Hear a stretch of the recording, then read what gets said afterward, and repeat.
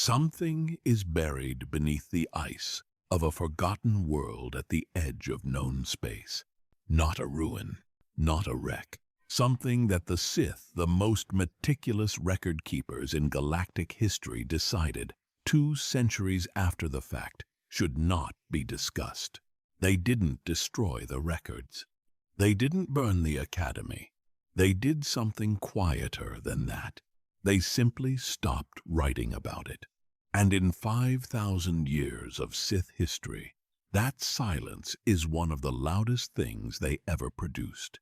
There is a world called Odacer Faustin. You will find it on modern star charts if you know the correct coordinates and the patience to look past the outer rim's less visited regions. The notation beside it is brief. Surveyed. 12 ABY. Surface only. Team recovered. No further missions authorized. That is the complete entry. No classification of terrain, no atmospheric reading, no strategic assessment, no explanation for why a survey team that recovered intact chose never to return. Just those 5 phrases. And the redaction where the reason should be. Most people scroll past it. The outer rim is full of dead worlds, cold planets with nothing on them, uninhabited rock and ice that nobody wanted, and nobody claimed, and nobody missed when the charts moved on. Odacer Faustin looks like one of those. It is not one of those. The ice on that world is wrong, not in any way that would show up on a standard geological survey, but wrong in the way that certain things are wrong when you look at them long enough. The way a room can feel occupied before you confirm there is someone in it. The way a sound can feel close before you locate its source. The ice on Odacer Faustin is too even, too deep. In certain regions, it runs several kilometers below the surface, without variation. No shifts in density, no trapped atmosphere, no geological pressure changes that should be absent in ice that old. It is preserved. The word that keeps appearing in the 3 documented visits to that world across 3 different eras, from 3 different observers who had no access to each other's notes, is the same word, preserved. 37 years before the Battle of Yavin, a survey team descended to the upper subterranean level of a structure beneath that ice. They filed a report. The conclusion section of that report is the redacted part. What remains is the description. The structure they found was not collapsed, not degraded, not in the condition of something that had been abandoned for 5,000 years. The walls were intact, the corridors were clear, and the temperature in the lower sections, the sections the team declined to enter, was several degrees warmer than the surface. In a world with no internal heat source, with no active systems, with no one inside, the Sith are not careless with information. They are, by both institutional temperament and deliberate practice, among the most thorough documentarians in galactic history. Their archives, what survives of them, contain records of battles, experiments, failures, betrayals, individual deaths, the atmospheric composition of worlds that no longer exist, and the names of enemies who were erased from every other record in the galaxy. The Sith wrote everything down, which is why the gap in the Odacer Faustin record is not an accident. The Academy on that world operated for over 3 centuries. It housed students, it conducted research, it produced work that filtered through other channels and attributed to other names, shaped Sith alchemical tradition for millennia afterward.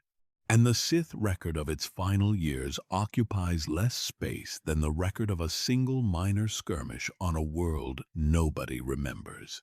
The ledger stops mid-sentence. That is not a figure of speech.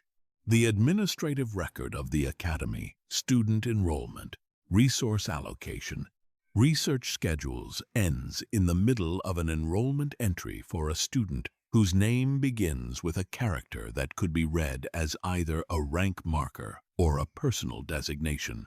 The sentence does not finish. There is no notation explaining why. There is simply the incomplete character, and then blank space, and then nothing. What makes this particular silence extraordinary is the enrollment figures. After the man who ran the academy disappeared, after whatever happened in the sealed rooms below the main structure, in the years the Sith later classified under the heading of concluded operations, the enrollment numbers continued for 6 more years. Students arrived at Odysser Faustin after the disappearance. They are recorded as arriving. They are not recorded as leaving. The Sith issued a formal classification of the Academy's work approximately 25 years after the disappearance.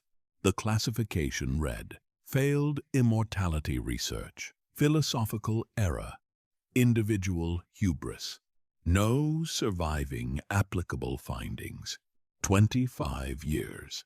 Long enough for everyone with direct knowledge to have either stopped speaking or stopped breathing. Not so long that the classification would seem removed from the events it described. It had the texture of a conclusion reached by people who were there. It was almost certainly written by people who were not. There are things the historical record gets wrong through carelessness. There are things it gets wrong through distance, through the natural compression of time that turns complicated events into clean sentences. And then there are things it gets wrong because someone decided the correct version was dangerous. The Odysser Faustin record is the third kind. The specific shape of what was buried, the exact outline of what the Sith needed to stop being discussed, can be reconstructed from what surrounds the silence. The way you can determine the shape of a removed object by examining the space where it used to be. Before the Academy, Odysser Faustin was nothing. Cold, remote, unremarkable. A world at the outer edge of Sith-controlled territory that appears in no record prior to its construction date. Whatever lived there before the first stones were placed, if anything lived there, either left or was never recorded. The construction itself is not well documented. What exists is a building inventory from approximately 2 decades after completion, a catalog of rooms, their dimensions, their stated purposes. The stated purposes are straightforward in the upper levels. Lecture halls, meditation chambers, a library of considerable size. The lower levels are listed only by dimension.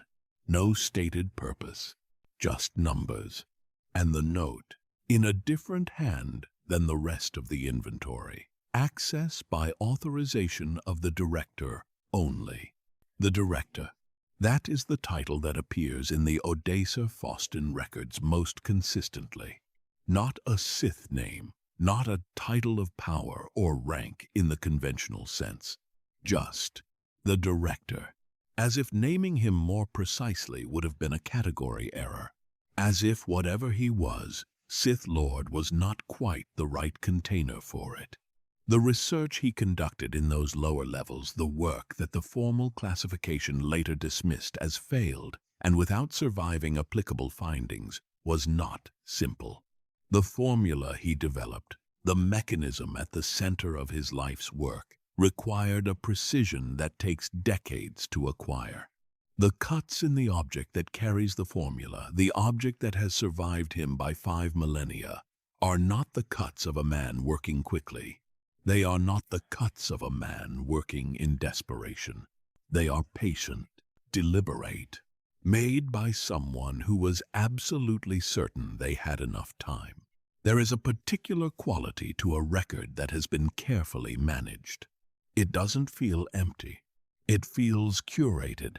The Sith Academy at Odysser Faustin, in the official historical record, reads like a room where someone has removed one specific object and rearranged everything else so the gap is less obvious. You sense the gap before you identify it.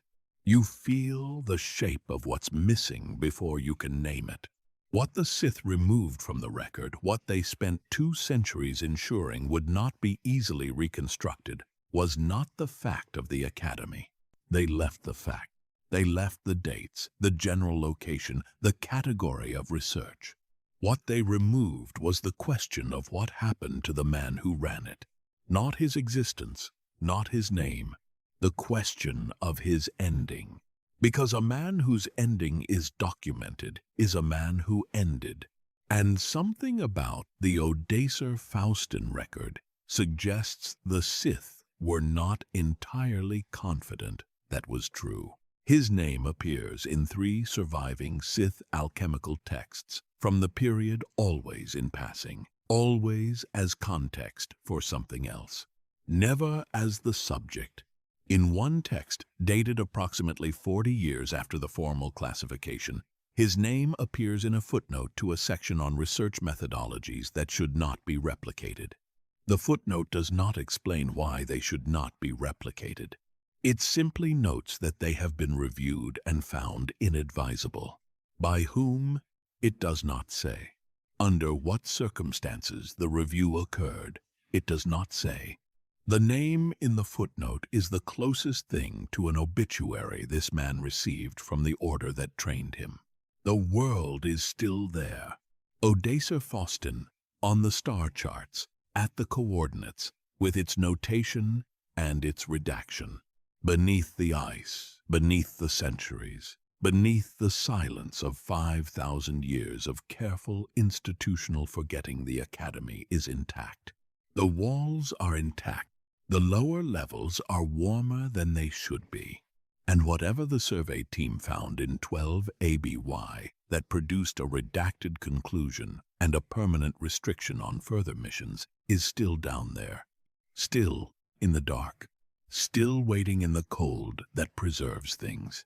His name is Darth Drear. Set it down gently. It is older than almost anything you have touched today. And the record of what it belongs to, the full, unredacted truth of what walked those corridors and worked in those lower rooms and left behind something that 5,000 years have not been able to fully extinguish, is what the rest of this account attempts to recover. Not to finish, not to close, only to hold up to the light and see what shape it casts. There is one entry in the Odacer-Faustin ledger that is different from every other. Every departure before it is recorded the same way. Completed study, transferred, deceased cause, the work. One entry reads differently.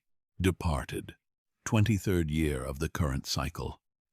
Reason, fear. That is the only time in 3 centuries of administrative record that the word fear appears as a reason for anything. She had a name. The ledger does not preserve it. What survives instead is approximately 40 pages of handwritten notes, personal, not academic, discovered frozen inside a sealed compartment in the wall of a dormitory room on Odacer-Faustin's upper level during the 3,700 BBY expedition.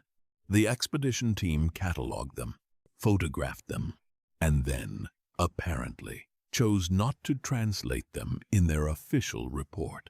A partial translation was completed much later by a private scholar, whose name also does not appear in any institutional record. What follows is reconstructed from that translation. She arrived at Odacer-Faustin young. She does not record her age, but her early entries have the quality of someone still orienting, still learning what kind of place this was, still measuring the distance between what she had expected and what she found. What she found was quiet, not the quiet of emptiness, the quiet of extreme concentration. She writes in her 3rd entry, "The other students move carefully here, not out of discipline, out of something closer to awareness, as if they are all listening for something and do not want to miss it by making noise." She does not identify what they were listening for. she may not have known yet. The structure itself she describes in specific physical terms. Upper levels, lecture halls, a library, meditation spaces, cold but functional. The kind of cold that becomes normal after the first season. The lower levels she does not describe directly. She describes knowing about them. There is a distinction. Everyone is aware of the lower sections. No one discusses them. I asked another student once casually, as if it were a small question, what was kept down there. She looked at me the way you look at someone who has said something slightly dangerous in a public place. She did not answer. She found a reason to be somewhere else within the next 30 seconds. That entry is dated approximately 14 months after her arrival. She did not ask again. He appears in her notes infrequently in the early entries. When he does appear, she writes about him the way you might write about a feature of the landscape, something permanent, something that defines the shape of a place without being the center of attention. He passed through the East Corridor this morning. The temperature in that corridor is always lower than the adjacent hallways. I have assumed this was architectural, the orientation of the ventilation. I am less certain of that now. She is writing about the temperature of a corridor. She is also writing about him. This is her style throughout. Physical, indirect, as if the thing she actually means is always one layer beneath the thing she is describing. She never records his words. This is the detail that the partial translator flagged as unusual. Sith student accounts the ones that survive. The ones written by people close to a significant Sith figure almost always preserve language. The master's exact phrases, the specific words used in a critical lesson, the sentence that changed how the student understood something. Language is what Sith students record most carefully. It is the most transferable thing, the most preservable. She records almost none of it. In 40 pages of notes spanning several years, his actual words appear in her writing exactly twice. The first time is a single sentence, and she records it without context. No explanation of when it was said or why. He said once that patience is not the willingness to wait. It is the refusal to accept that time is working against you. The second time she records his words is on the last page of the notes. That entry comes later. What she records instead of his words is his physical presence, his hands. She returns to his hands repeatedly across different entries, in different seasons, without apparent awareness that she is building a pattern. His hands when he works are completely still between movements, not resting. Still, there is a difference. Resting implies recovery. What his hands do between actions does not look like recovery. I watched him examine a specimen this morning through the observation window. His hands did not move for 11 minutes. I counted. I am not sure he was aware of the specimen at that point. I think he was thinking about something beyond it. The way he places objects down, as if each surface is being trusted with something. She is writing about his hands. She is writing about a quality of mind. She either cannot write about the mind directly, or she has chosen not to. His stillness is the other thing she returns to. Not the stillness of someone waiting for something to happen. The stillness of someone for whom time is arranged differently than it is for everyone else. He does not seem to experience urgency. I have watched him work through situations that should produce urgency in any rational person. Failed experiments, unexpected results, the kind of setback that sends other researchers back to first principles in a panic. He observes these moments with the same expression he brings to everything else. Not calm, something past calm. Calm still implies that agitation is the default, and this is a managed departure from it. What he carries does not feel managed. This entry is undated. She wrote it sometime in her 3rd year. By this point, she had been on Odessa Faustin long enough to stop measuring the cold. The sealed rooms. She circles them for pages before she comes close. She mentions the sounds first obliquely, as part of a description of the building's general acoustic properties. Sound behaves strangely in the lower corridor. It carries further than it should, or rather sounds from further away than they should carry do arrive. I have stopped trying to determine whether what I am hearing through the floor at night is mechanical or something else. Mechanical or something else. She writes that and moves on. She does not return to it for 11 more entries. When she does return, she is more direct. The lower rooms. I know their location from the dimensions in the original inventory. I found a copy in the library, misfiled under construction records. The inventory lists them by size only. No purpose given. I have been in the adjacent corridor on 3 occasions. On all 3 occasions, I was there for legitimate reasons. On all 3 occasions, I left before I intended to. She does not explain what made her leave early. She does not try to. Approximately 2 years before her departure, something in the notes changes. The entries become shorter. The physical descriptions she had relied on his hands, his stillness, the temperature of corridors, become sparse. She is still observing, but she has stopped trying to translate what she observes into language. There is a gap of 6 weeks with no entries at all. When she returns, she writes only this. His face has changed. I noticed it gradually, and then all at once, the way you notice a season has shifted. I cannot describe what has changed precisely. It is not aging. I know what aging looks like. This is something moving in the wrong direction for aging, or in no direction that aging belongs to. She does not elaborate. The next entry is 3 days later and concerns an unrelated administrative matter, a request she had submitted for additional research materials. She writes about the request with the careful attention of someone who has decided to focus on small, manageable things. He disappeared in the 23rd year of the current cycle. She does not record the date of his disappearance directly. She records the date of a change. The lower levels are different today. I cannot explain how I know this from the upper corridors. I know it the way you know when a sound that has been constant stops, not from hearing the silence, but from the absence of something you had stopped noticing you were hearing. That is the entry that corresponds, based on the cycle dates she uses elsewhere, to the period the formal classification later described as his disappearance. She did not see it happen. She felt the change in the building. For the next several months, she stayed.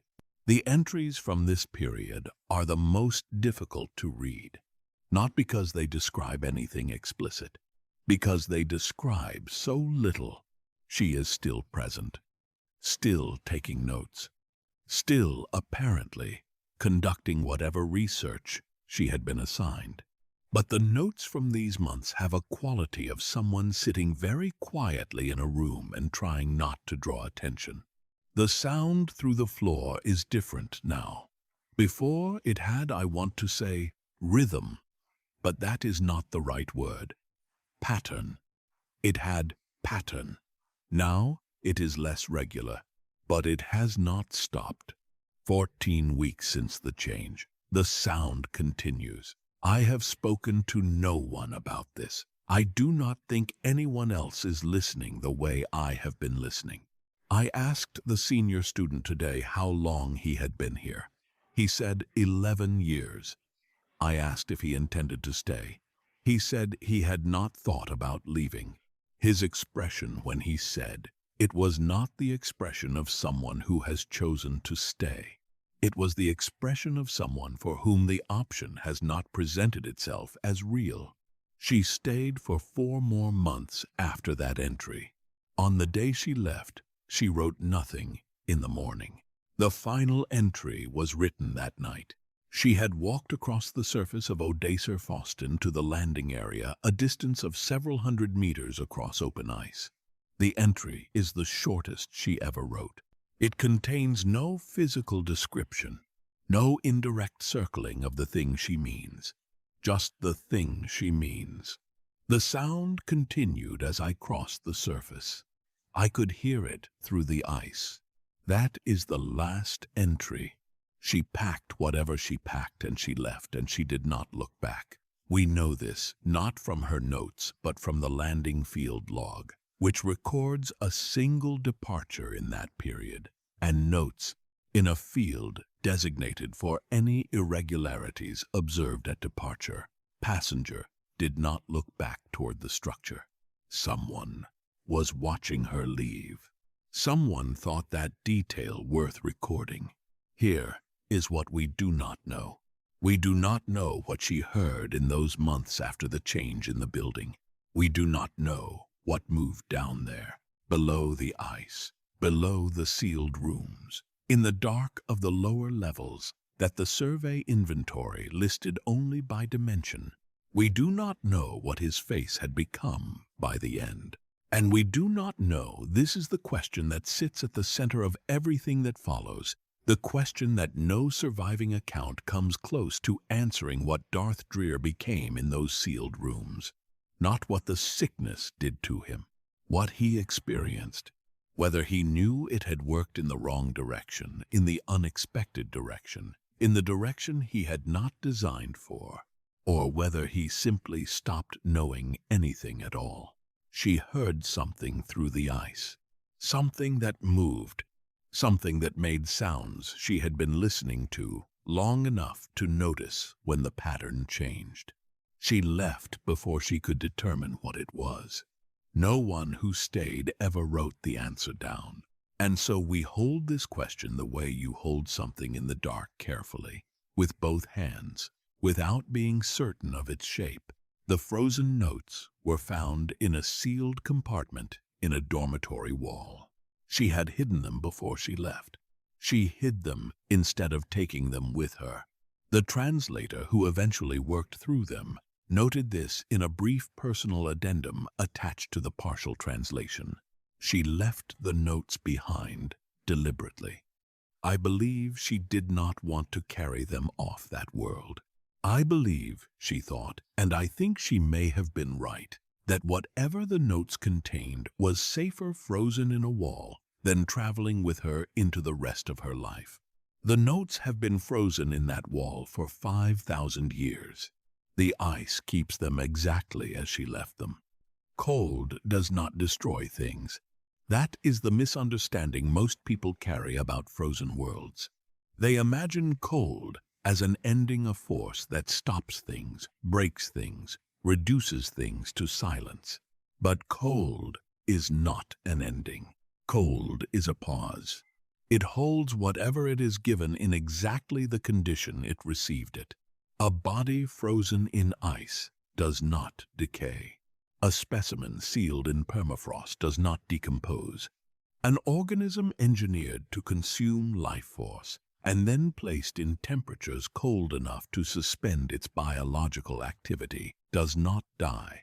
It waits. This distinction between ending and pausing is the most important thing to understand about Odacer Foston. Before Darth Drear arrived, the planet was nothing remarkable. No indigenous population appears in any pre-Academy document. No strategic notation, no resource value, no reason for anyone to have landed there before him. Just a frozen body orbiting a dim star at the edge of mapped territory. The kind of coordinates that appear in navigation databases only because someone flew past once and logged the position out of habit. Whatever chose that world Whatever calculation led to selecting that specific configuration of ice and cold and distance from anything else, that decision was his. The planet did not exist as a place until he decided it would. The construction took approximately 2 decades. What was built during those years is partially reconstructible from a building inventory, filed some 20 years after completion, a dry administrative catalog of rooms and their dimensions that was misfiled in the broader Sith archive under a heading related to mineral surveys. This misfiling may have been accidental. It may not have been. The inventory describes the upper structure in straightforward terms. 14 lecture halls of varying capacity. A central library with holdings estimated at several thousand physical volumes. 12 individual meditation spaces, each oriented toward a specific cardinal direction relative to the planet's magnetic axis. A dining facility. Student dormitories arranged in 2 parallel wings. Standard institutional construction. The kind of place that could be described to someone who had never visited it and would produce in them a recognizable mental image. Then the inventory reaches the lower sections. The language does not change. It remains the same dry administrative tone, dimensions, materials, structural notes. But what is absent from the lower section entries is any stated purpose. Every upper room has a function beside its dimensions. Lecture hall capacity 40. Library holdings estimated. Meditation, space, cardinal orientation noted. The lower rooms have numbers, just numbers, and the notation in a different hand. Access by authorization of the director only. During the active years spanning roughly 3 centuries, the upper structure functioned as an institution. Students arrived. Students studied. The library expanded. The meditation chambers were used with enough regularity that the stone floors developed worn paths between the entrance and the central position. The kind of wear that takes generations of foot traffic to produce. Generations. This was not a temporary facility. This was built to last. The student who left the one whose handwritten pages survived, frozen in a dormitory wall, described the upper levels as cold but livable. The kind of cold, she wrote, that becomes normal after the first season. After that, you stop noticing it the way you stop noticing the sound of a ventilation system. It is simply there, underneath everything. Underneath everything. She meant the temperature. She may have meant more than the temperature. The organisms he cultivated for his work are described in 3 surviving fragments of the alchemical records, partial pages, not complete documents, recovered from different locations and different eras, which suggests they were copied and distributed at some point, rather than existing only in a single archive. The descriptions are technical. The narrator does not have the alchemical background to fully interpret them. But certain details are clear even without specialist knowledge. The organisms were not naturally occurring. They were assembled, constructed at a biological level, with specific properties that do not appear in any naturally evolved species. The most consistent description across all 3 fragments is this. They were designed to locate concentrations of force energy in living tissue and move toward them, not passively, actively. The word used in one fragment is drawn as in, they were drawn to force sensitivity the way certain organisms are drawn to heat or light. A second fragment describes their method of interaction with the tissue they located. The description is clinical. What it describes is not.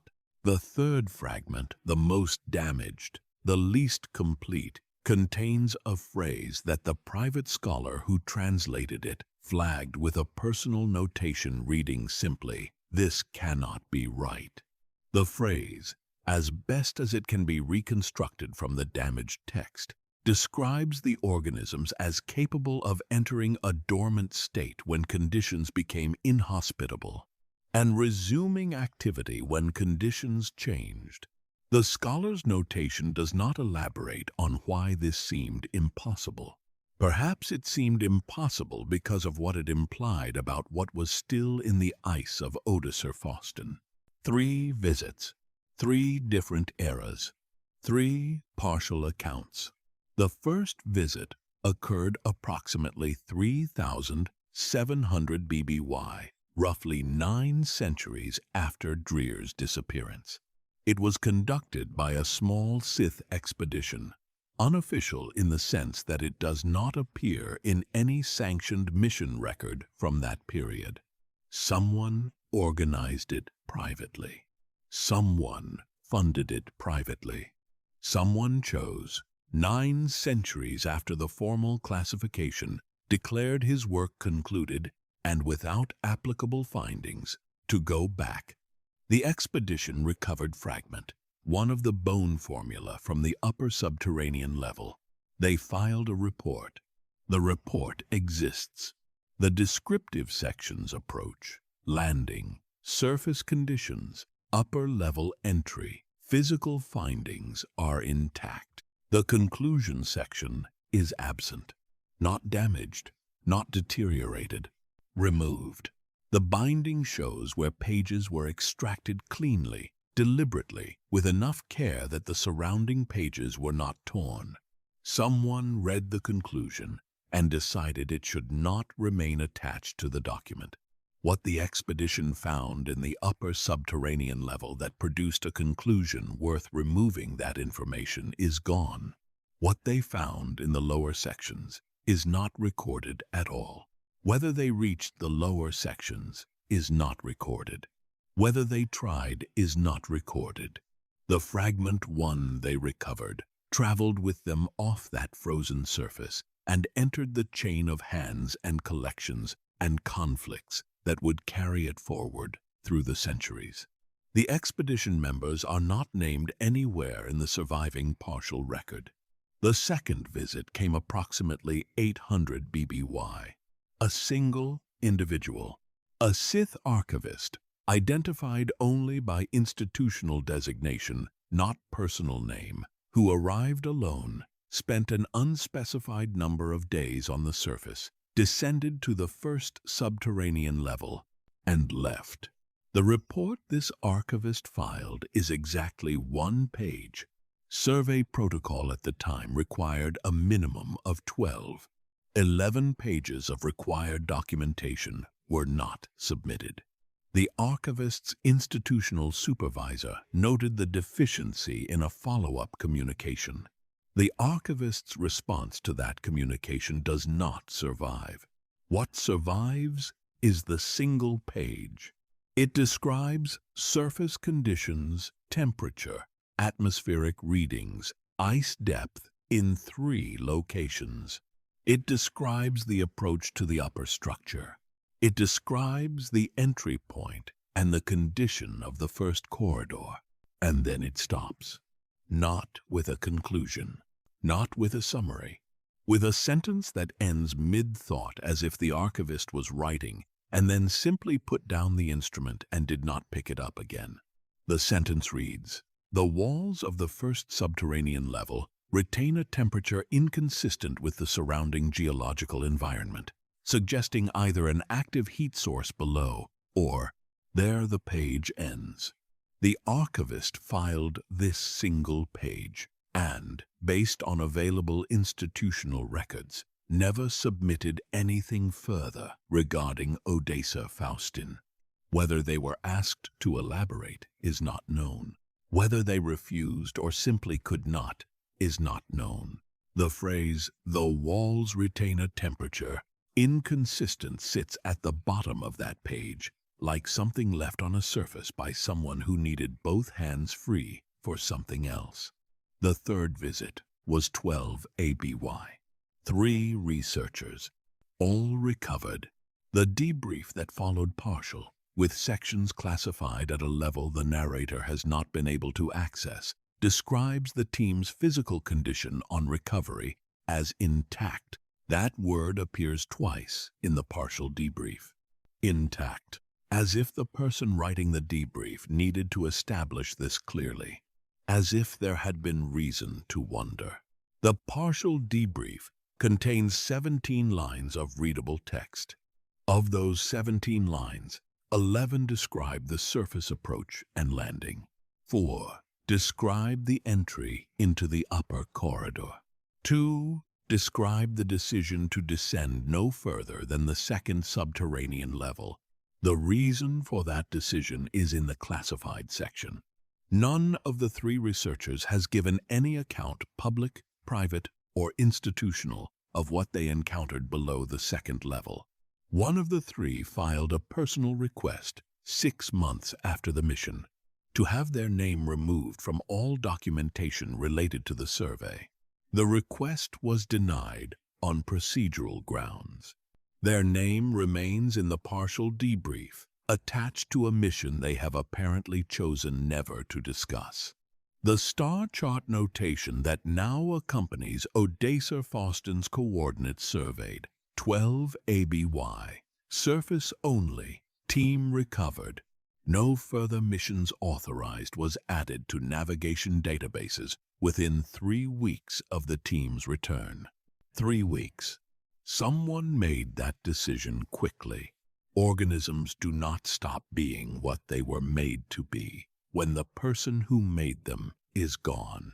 This is not a philosophical statement. It is a biological one. A predator whose creator disappears does not become docile. A pathogen engineered for a specific purpose does not abandon that purpose because its designer is no longer present to direct it.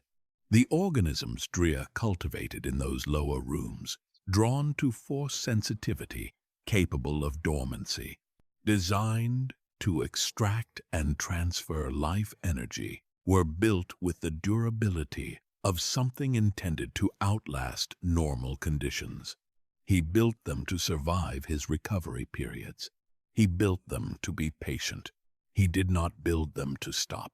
The planet is still there, at those coordinates, with that notation, with the ice running several kilometers deep in the regions where geological surveys would expect variation and find none. The upper structure, based on the 12 ABY partial debrief, is intact. The lower sections are warmer than they should be. The walls, according to the archivist who filed a single page 800 years ago and apparently never recovered the words to finish the sentence, retain a temperature inconsistent with the surrounding environment, suggesting either an active heat source below or something that the archivist could not bring themselves to write. What Drear built on that frozen surface was not an institution in the way that word is normally used.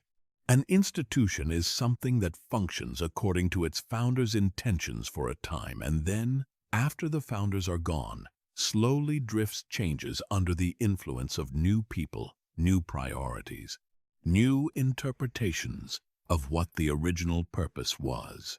What he built did not drift. What he built does not appear to have changed at all. The upper structure, intact. The lower sections, warm. The organisms, built to be patient.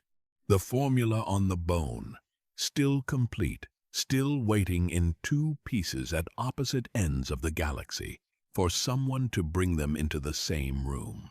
This is not a ruin. A ruin is what happens when something ends. This is a laboratory, in pausa, waiting, with the patience of something that was built by a man who once said that patience is not the willingness to wait. It is the refusal to accept that time is working against you. The cold does not destroy things. It holds them in exactly the condition it received them. And Odessa Faustine has been holding what it was given for 5,000 years. The people closest to a significant figure are often the least reliable witnesses. Not because they lie, because proximity creates blind spots.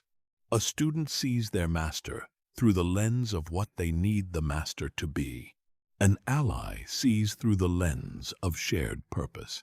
A follower sees through the lens of loyalty, which is its own kind of distortion, perhaps the most elegant kind, because it feels like clarity. The clearest view of Darth Drear in the surviving record does not come from anyone who admired him. It comes from someone who found him deeply, specifically, and articulately threatening. He is not named in canonical documentation. In the fragmentary legends material where his account survives, he is designated only by institutional rank, a Sith Lord of comparable standing to Drear during the mid-Academy period, operating in the broader Sith political structure during the same centuries. He contested Drear's influence, not through open conflict. The surviving fragments suggest he was careful to avoid direct confrontation, but through the slower, quieter methods that Sith political opposition typically employed in that era, undermining access to resources, questioning the value of the Odacer-Faustin facility in institutional communications, cultivating skepticism about the direction of the work among those whose opinions shaped funding and support. He was, by every indication, a skilled political operator. He was also, by his own account, frightened. The fragments that survive of his personal writings span roughly 70 years from approximately 4,750 BBY to around 4,680 BBY, which places them squarely within the period when the Academy was at its most active. They are not a unified document. They are pieces, some clearly extracted from longer texts, some appearing to be standalone observations written at irregular intervals, some so brief they read more like notations than reflections. What unifies them is the subject. In 70 years of personal writing, Drear appears in these fragments more than any other individual, more than allies, more than rivals in other disputes, more than his own ambitions and projects. The man he was trying to undermine politically occupied more of his private mental space than anything else in his documented life. That is itself a form of testimony. His fear of Drear was not the conventional kind. He makes this distinction himself explicitly in one of the longer surviving fragments, a passage that the private scholar who worked on the Chapter 2 translation also encountered and noted separately. "I am not afraid of his power," he writes. "Power, I understand. Power has a ceiling. It exhausts itself eventually through conflict, through the natural limits of any individual body, through the simple arithmetic of time. Every powerful figure I have encountered has carried within them the mechanism of their own ending. This is not a weakness. It is, in fact, the only reliable feature of any opponent." He pauses here. The next sentence begins a new paragraph and appears to have been written at a different time. The pressure of the writing instrument is heavier, as the translator noted, suggesting a different state of mind. He does not carry that mechanism, or if he does, he is in the process of removing it, and that I do not know how to account for. What he understood about Drear, the thing that distinguished his portrait from every student account, every institutional reference, every second-hand description, was the nature of the project. Other observers describe the work at Odacer-Faustin as research, as experimentation, as the ambitious pursuit of a theoretical goal that may or may not be achievable. He described it as treatment. He has identified a condition, the rival writes, in a fragment dated to approximately 4,720 BBY. The condition is mortality. He has decided, with the same analytical precision he applies to everything else, that this condition is not inevitable. It is merely a problem that has not yet been correctly solved. He is solving it, not attempting to solve it, not exploring the possibility of solving it. In the way a physician treats an illness methodically, incrementally, with the expectation of a specific outcome, the rival understood something the students could not see from inside the institution. The students experienced the work as ongoing as a process, without a visible endpoint. The rival, watching from outside, recognized that Drear had already decided the endpoint existed. He was not exploring, he was progressing. The physical descriptions begin approximately 20 years into the surviving fragment record, around 4,730 BBY. Before this point, the rival writes about Drear in abstract terms. His methods, his political positioning, his institutional influence, the quality of his thinking as perceived through second-hand accounts of his teachings. Then, in a fragment that opens mid-thought as if continuing from a document that no longer exists, the language shifts. His hands, when I observed him at the gathering on location illegible, were not the hands I remembered from our last meeting. I noted this, and then found myself reluctant to note what specifically had changed. The reluctance itself was informative.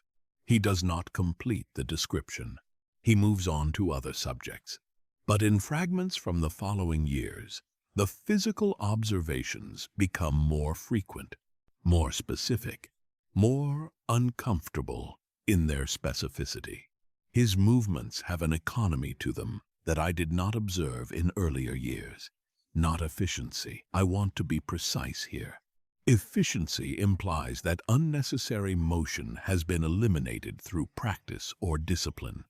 What I observed was something prior to that, as if the body itself has been consulted about what motion costs and has reached conclusions about conservation that a normal body does not reach.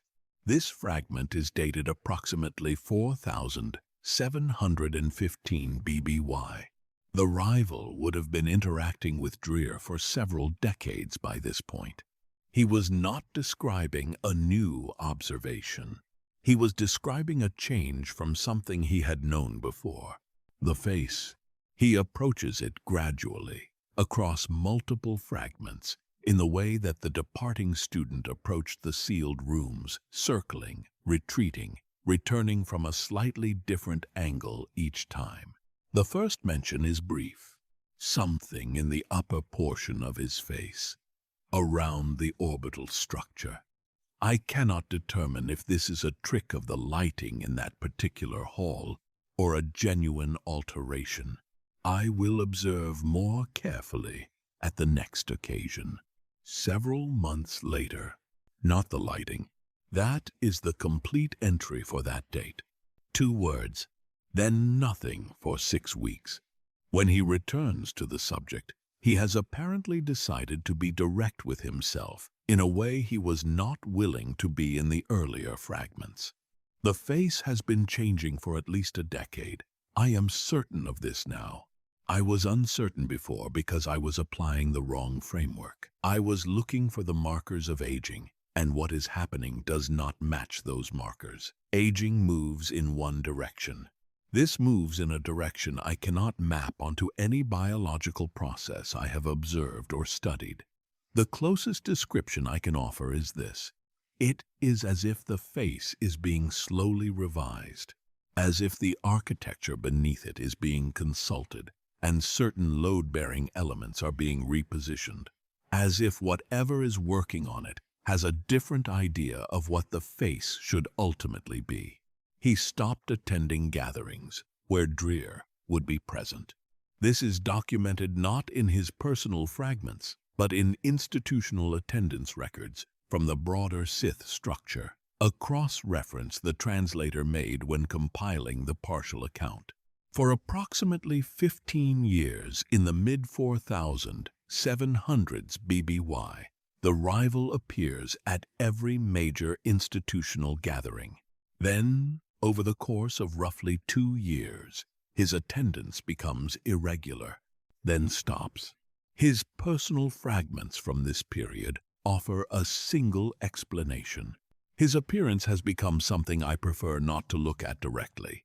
This is not a judgment, it is a practical decision. There are certain stimuli that interfere with clear thinking, and looking at him directly has become one of those stimuli for me. I accomplish more by not being in the same room. He does not elaborate. He does not describe what specifically about the appearance produced this effect. He simply notes the decision and moves on. The fragments from the following years do not mention Drear at all. Not once. A man who had occupied more of his private written attention than any other subject simply vanishes from the record of his thoughts. Whether this was a deliberate choice, a decision to stop observing, or whether something about what he had observed made continued observation feel dangerous, the fragments do not say. What the rival understood that no student account captures, Drear was not driven by ambition in the way the Sith Order typically produced ambition. Ambition, in the Sith tradition, is directional. It moves toward power, toward dominance, toward the specific satisfactions that the dark side offers those who pursue it with sufficient commitment. It has targets. It has the shape of wanting. What the rival observed in Drear was not wanting. It was deciding. Ambition, he writes, in what appears to be one of the later fragments, can be redirected. It can be frustrated. It can be turned against itself. I have done all three to opponents more dangerous than him, and I have done it successfully, because ambition has a center of gravity that can be displaced. He has no center of gravity in the conventional sense. He has a conclusion. He arrived at the conclusion before I ever encountered him, and everything he does is in service of that conclusion. You cannot displace a conclusion. You cannot frustrate it or redirect it. You can only be in its path or not be in its path. I have chosen not to be in its path. I am not certain that choosing was necessary. I am certain I am not willing to find out. The rival outlived Drear's disappearance. His fragments continue for several years beyond the period when the formal classification described the Odacer-Fawston work as concluded. In those later fragments, Drear appears once more. A single line, no context, no date recorded. They say he is finished. They have said a great many things with considerable confidence.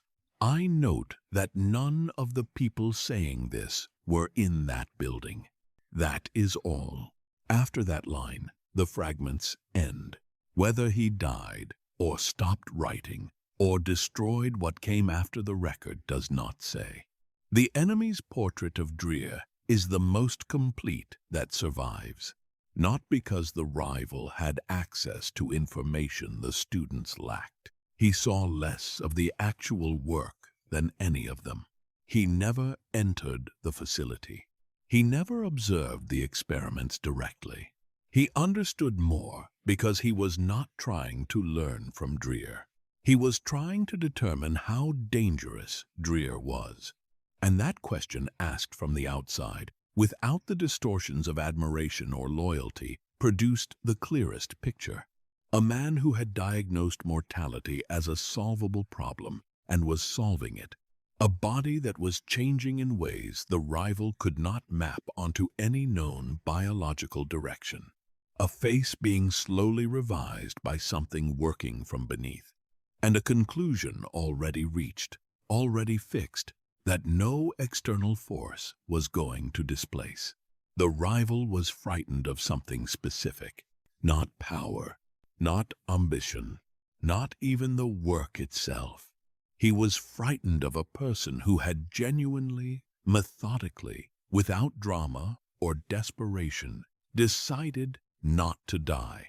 Because that person, if the decision held, would still be there when everyone who feared them was gone, and would still be working, and would still be patient. There is a category of object that historians find more unsettling than weapons.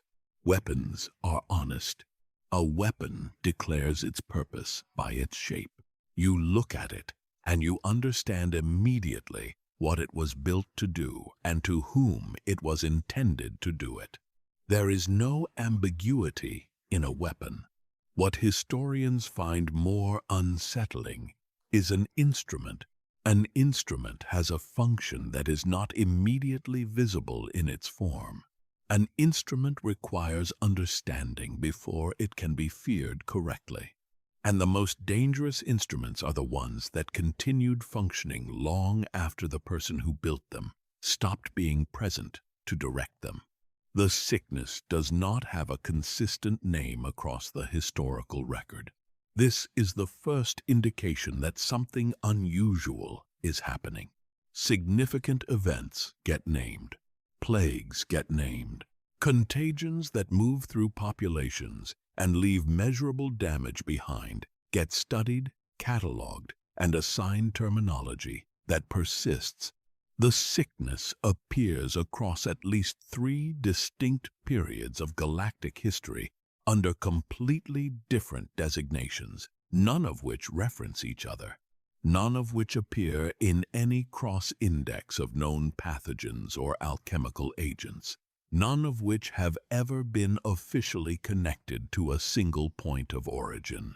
It appears, it affects, it withdraws, and then, centuries later, it appears again somewhere else under a different designation, and the scholars who document it have no reason to connect it to anything that came before. This is not accidental. An alchemical agent engineered with sufficient sophistication can be built to avoid the kind of biological consistency that makes identification possible.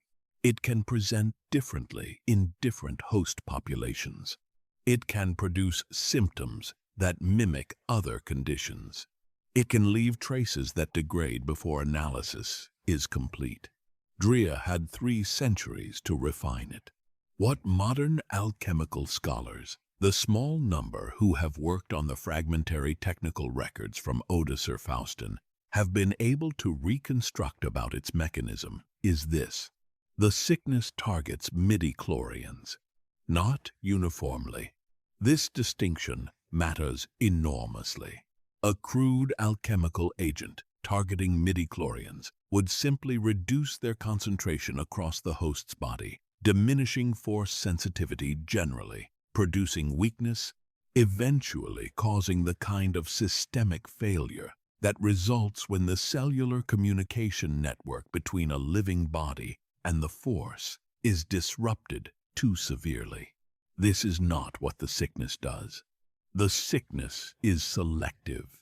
It identifies midi-chlorian concentrations, specifically in regions of the host's biology associated with active, conscious force use. The neural clusters that translate force perception into intention, the cellular networks that carry force energy from ambient reception into directed application.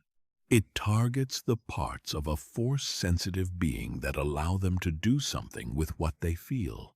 It leaves the receptive capacity largely intact. The host can still sense the force after infection. They simply lose, progressively and irreversibly, the ability to direct it. They become receivers with no capacity to transmit, aware of the current, unable to move within it. This specificity is the detail that separates the sickness from any naturally occurring pathogen. Nothing in the known biological record produces this precise pattern of selective midi-chlorian targeting.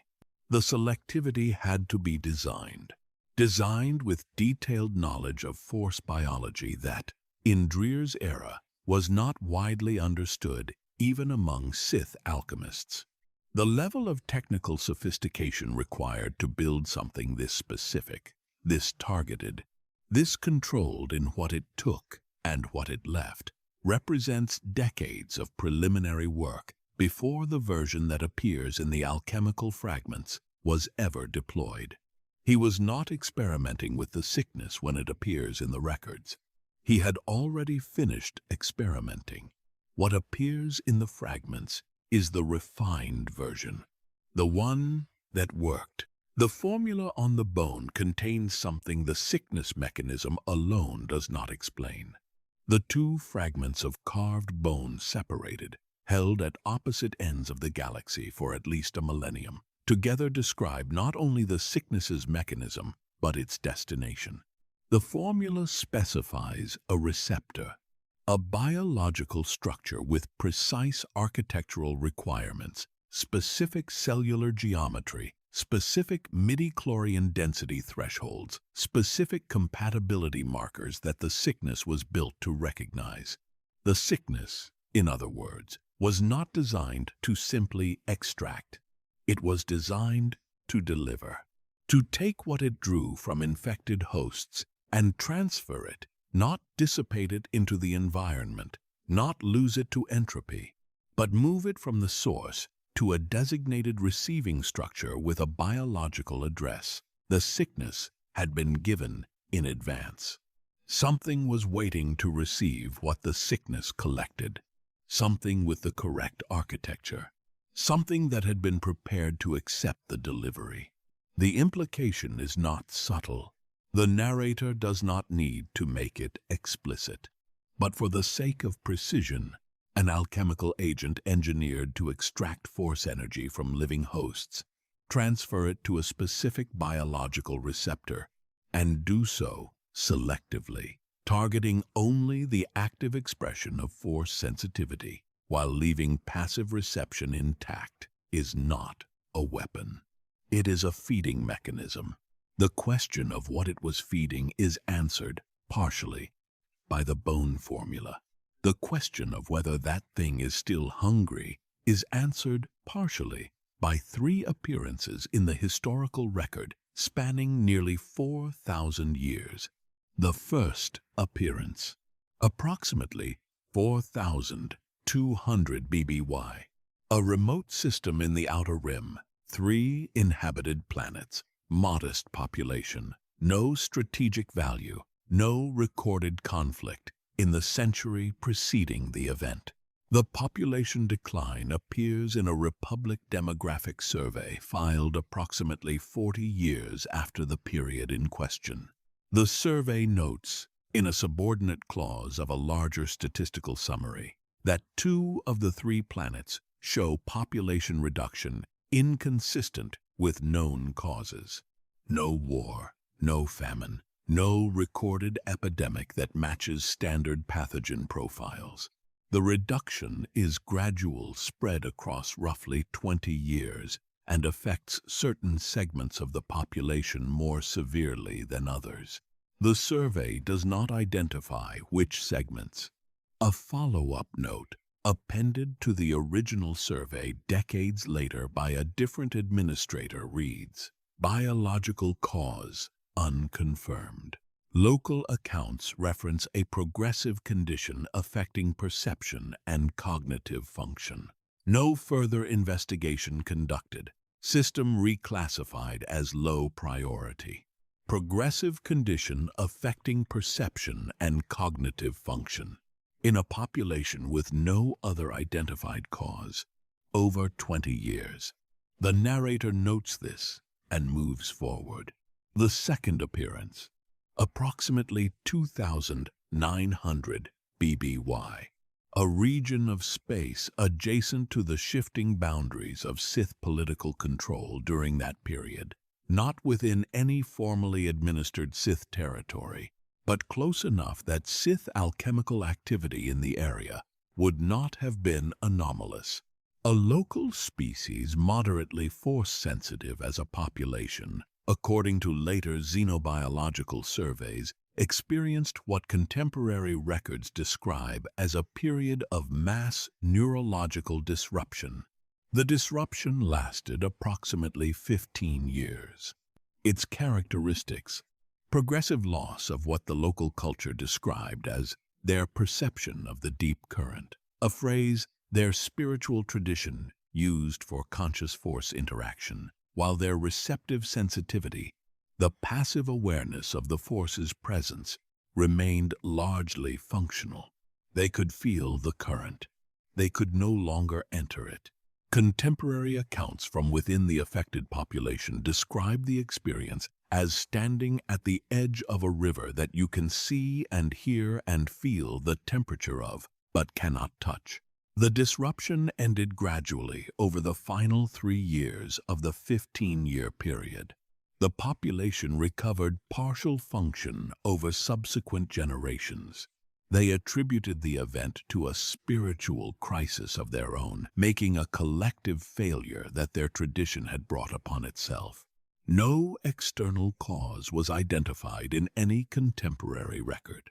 The narrator reads this account and notes 2 things: the symptom pattern, passive reception intact, active direction, lost matches the mechanism described in the Odysseus-Faustin alchemical fragments precisely. And the 15-year duration followed by gradual withdrawal matches the behavior of something that arrived, fed, and then withdrew when the available supply was insufficient to sustain continued activity, or when whatever it was feeding had taken enough. The third appearance, approximately 600 BBY.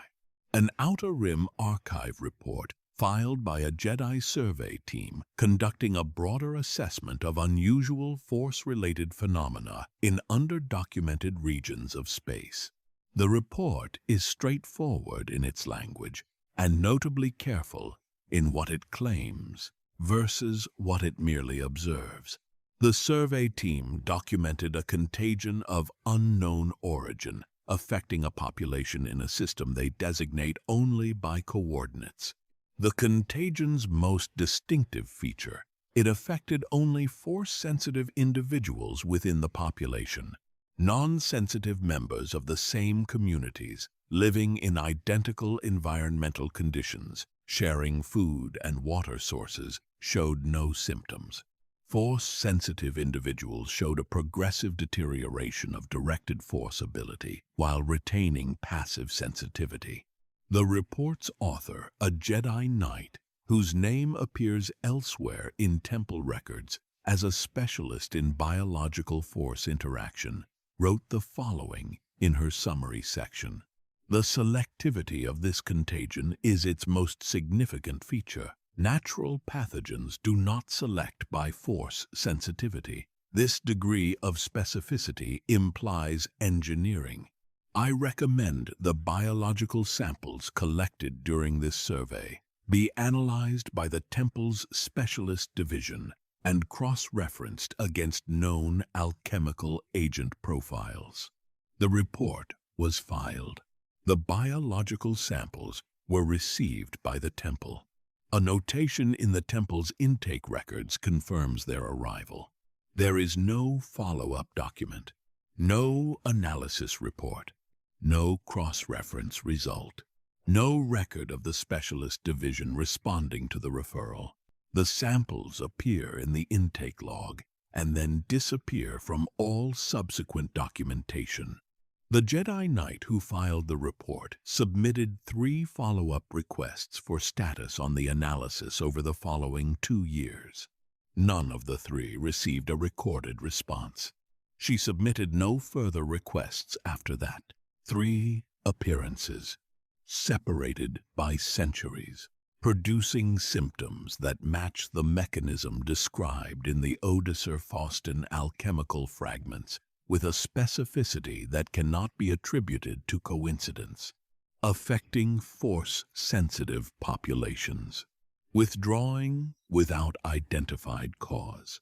The narrator does not draw the line between these appearances and Odysseus-Faustin explicitly. The line is there.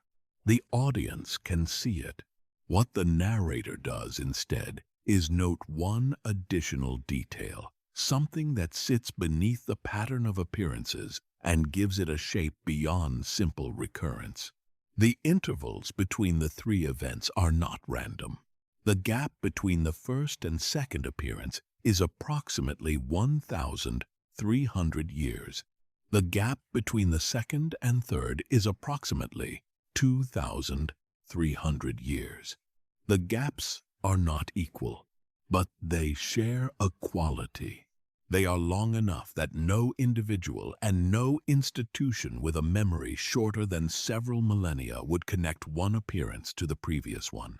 They are, in other words, calibrated, not to a biological cycle, not to a natural rhythm of dormancy and activation, calibrated to the limits of institutional memory, as if whatever was directing the sickness understood how long was long enough for the previous episode to stop being investigated, as if it was managing the pattern deliberately, as if it was patient. The bone formula describes the receptor. The receptor's specifications include a maintenance requirement, periodic infusions of extracted force energy, not continuous, not constant, but at intervals sufficient to sustain the biological architecture of a structure that should not, by any conventional understanding of organic life, still be functioning. The narrator reads this maintenance requirement and then reads the intervals between the three documented appearances. They do not match exactly. They are close enough to be uncomfortable. Instruments do not stop working when the person who built them is gone.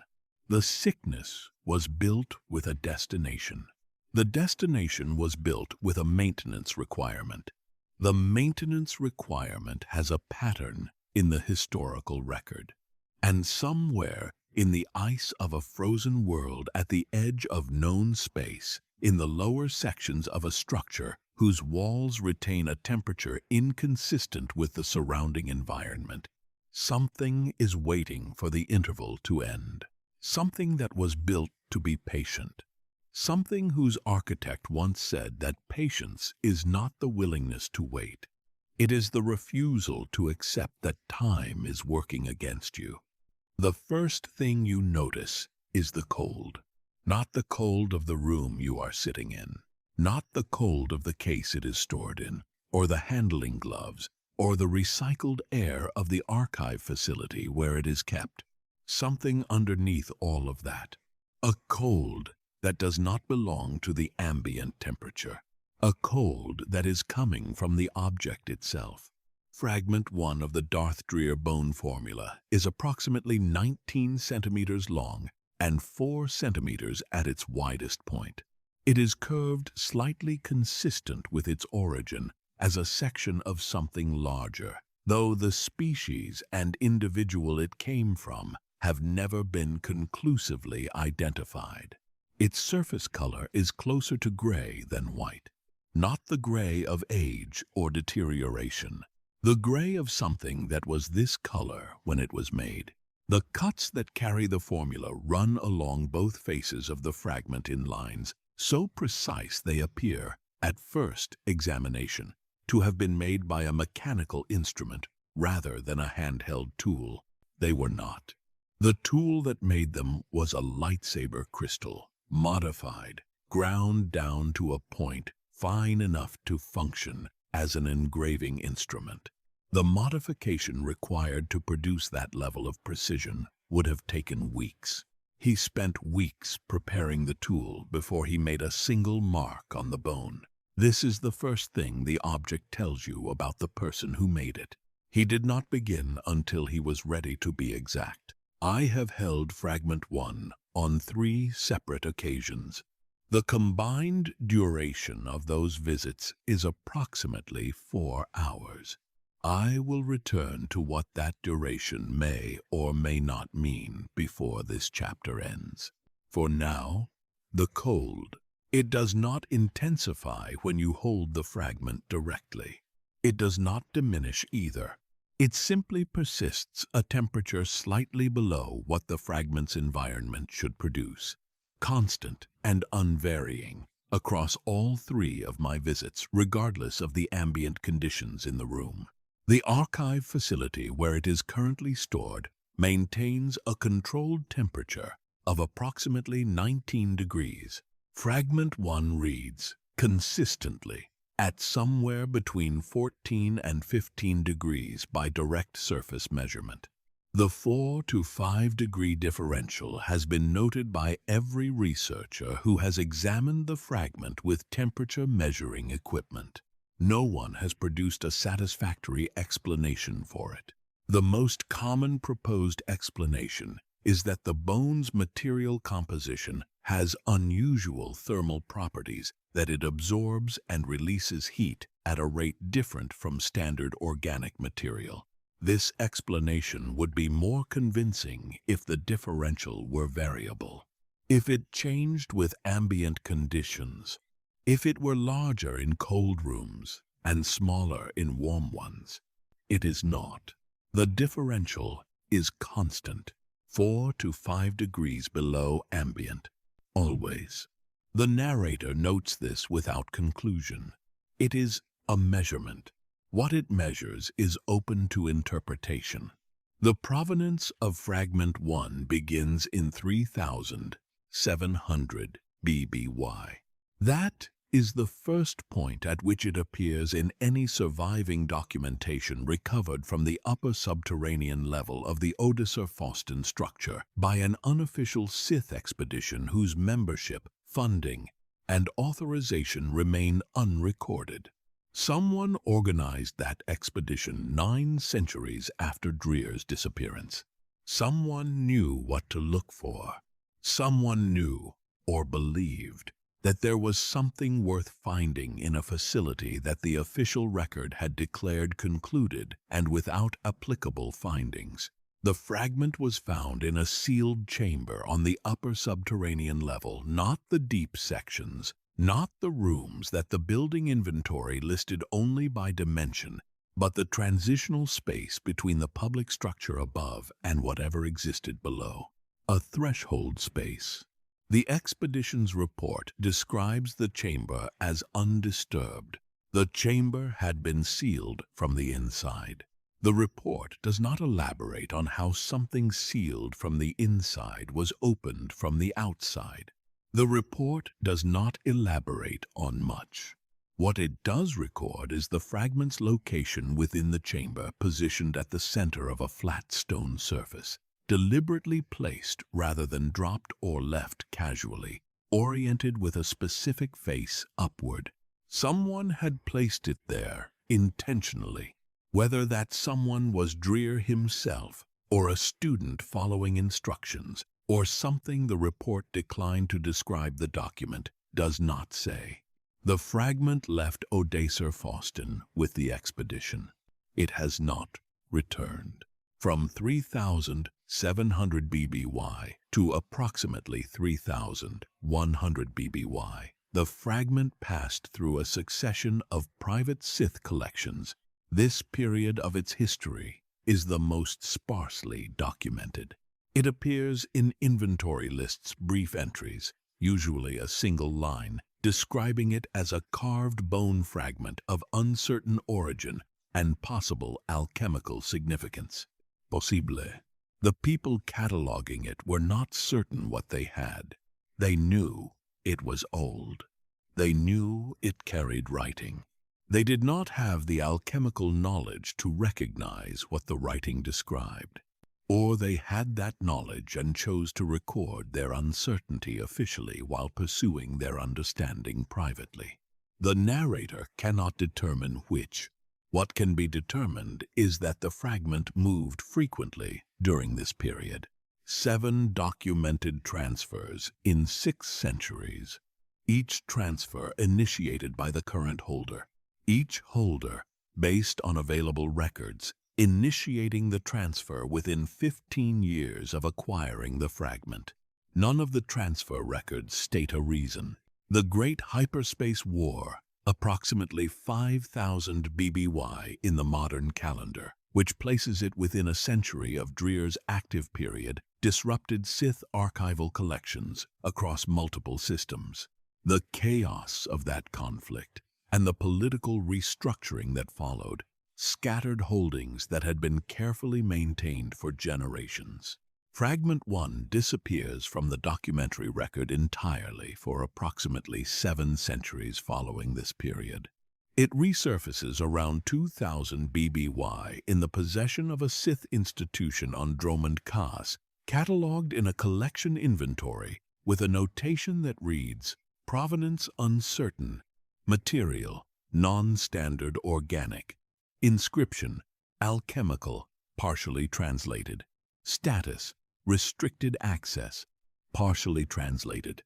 Someone, in the intervening centuries or at the point of acquisition, had made progress on the formula. The translation is not attached to the inventory entry. Whether it still exists somewhere in the Dromund Kaas archive holdings, if those holdings survived the subsequent millennia of conflict and institutional collapse, is not known. What is known is that from 2000 BBY onward, the fragment's record becomes more detailed. More people writing more carefully about something they apparently understood, at least partially, to be significant. The first case.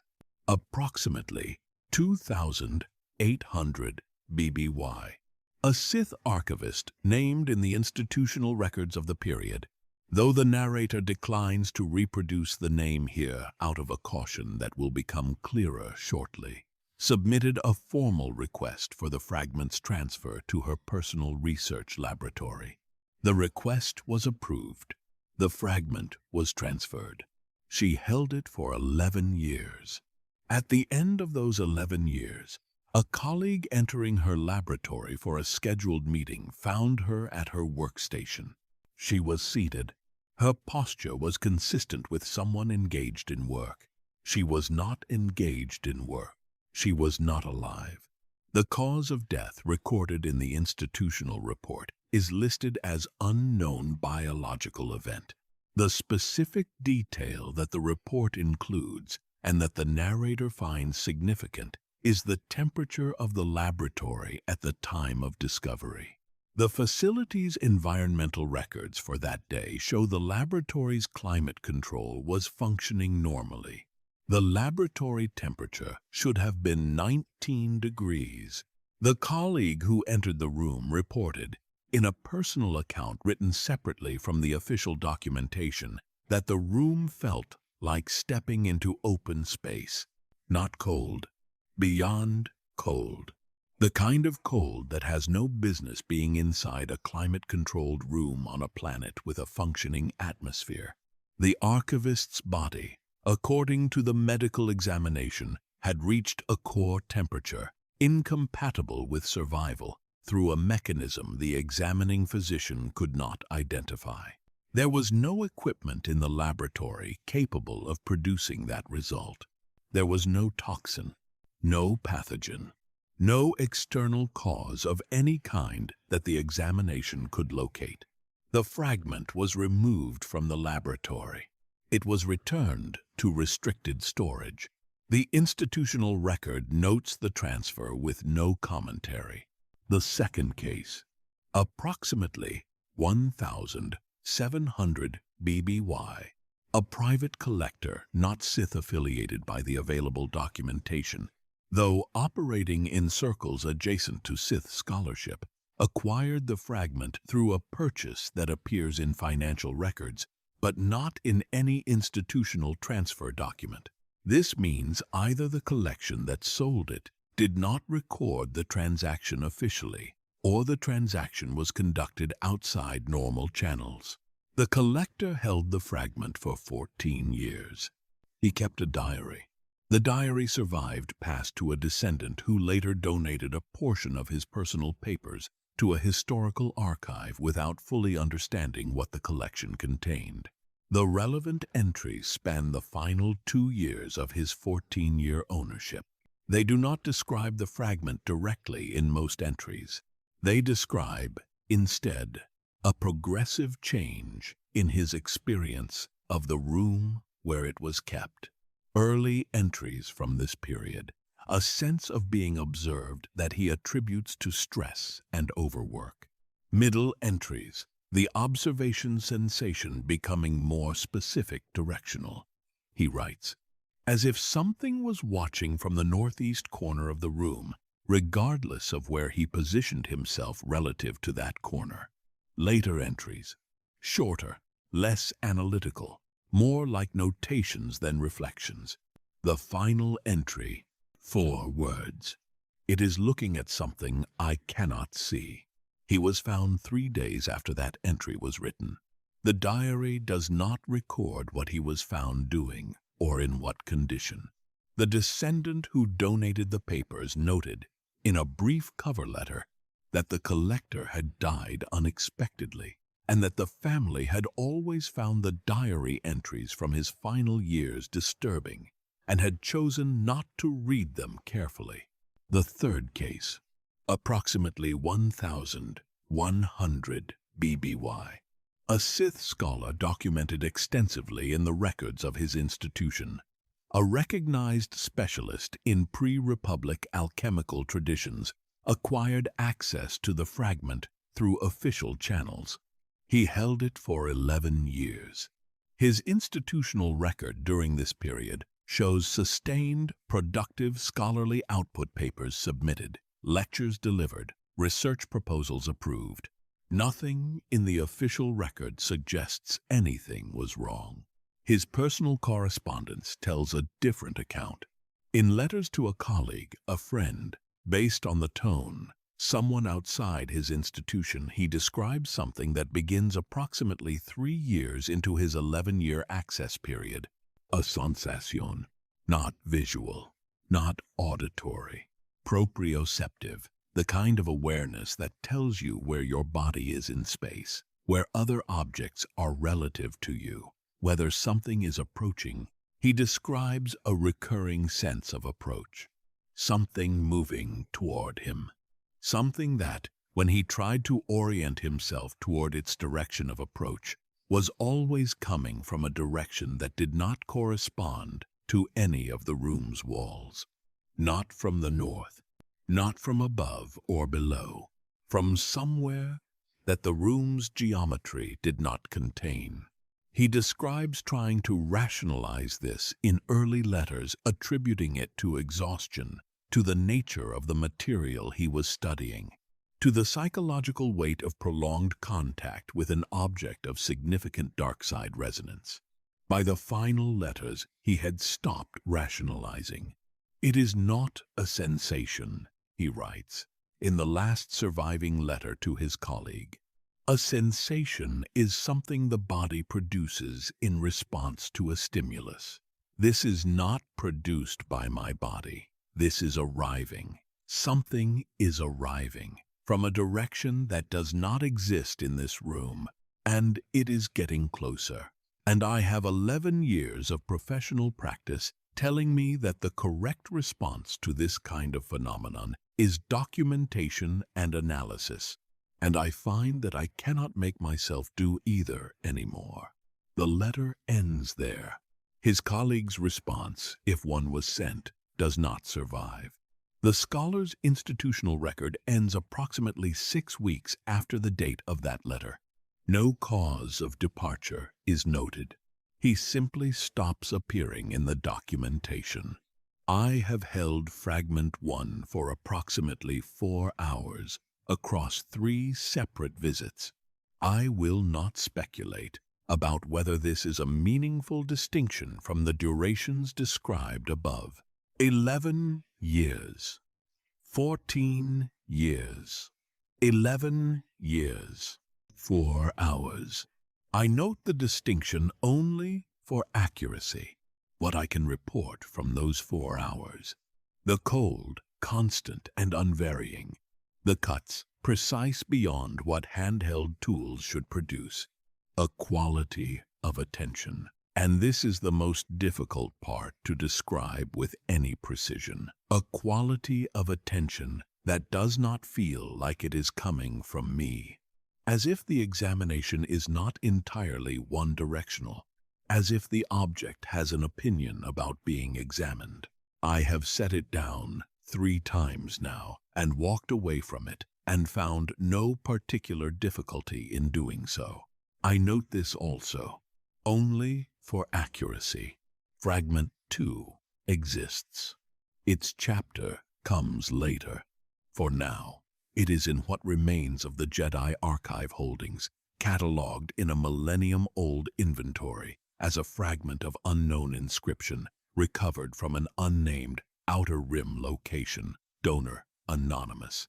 The archivist who catalogued it in approximately 1,000 BBY noted in a personal addendum that the inscription appeared to describe a biological process and had been referred to the temple's life sciences division.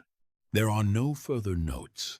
The 2 fragments have not been in the same location since at least 1,000 BBY, possibly much longer. The formula they carry together is incomplete as long as they remain apart. This is the only thing keeping it incomplete.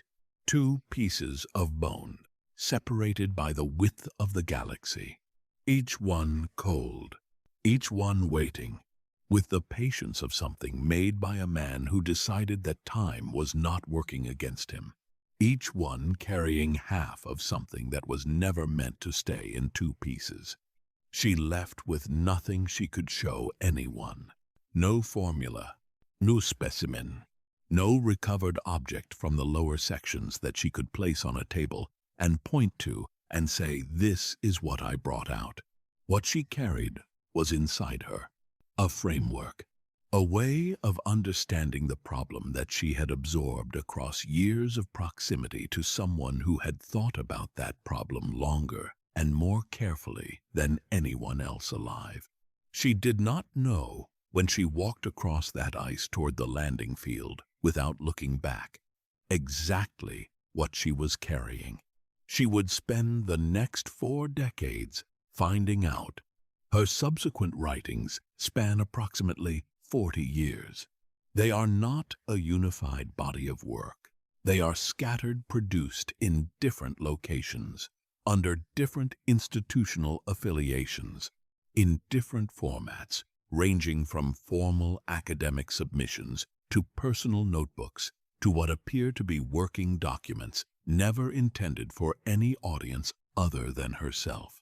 The private scholar who translated the dormitory notes also traced this later material, a project that took years and produced a catalog of sources held in 7 different archives across what was once Sith-controlled territory. Not all of the sources have been translated. Not all of them are in languages the translator could fully access. What follows is reconstructed from the material that has been rendered into a readable form. It is, by necessity, incomplete. The narrator acknowledges this at the outset and will acknowledge it again where the gaps become relevant. The first thing she wrote after leaving the first surviving document from her post-Odacer Faustin period is not what you might expect from someone who had just fled a facility under the circumstances she fled. It is not emotional. It is not a processing of what she had experienced. It is a technical document.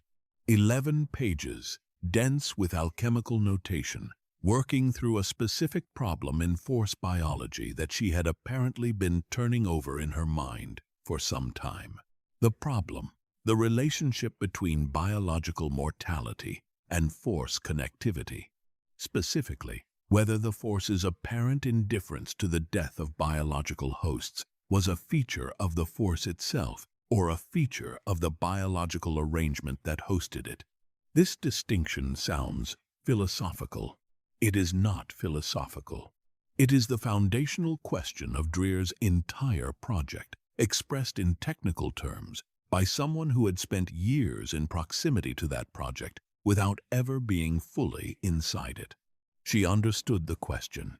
She had understood it for years. What she was doing in those 11 pages, working furiously, based on the density and pace of the notation, was determining whether the answer she had absorbed from watching him was actually correct, whether his fundamental premise held. It did, or at least she concluded that it did.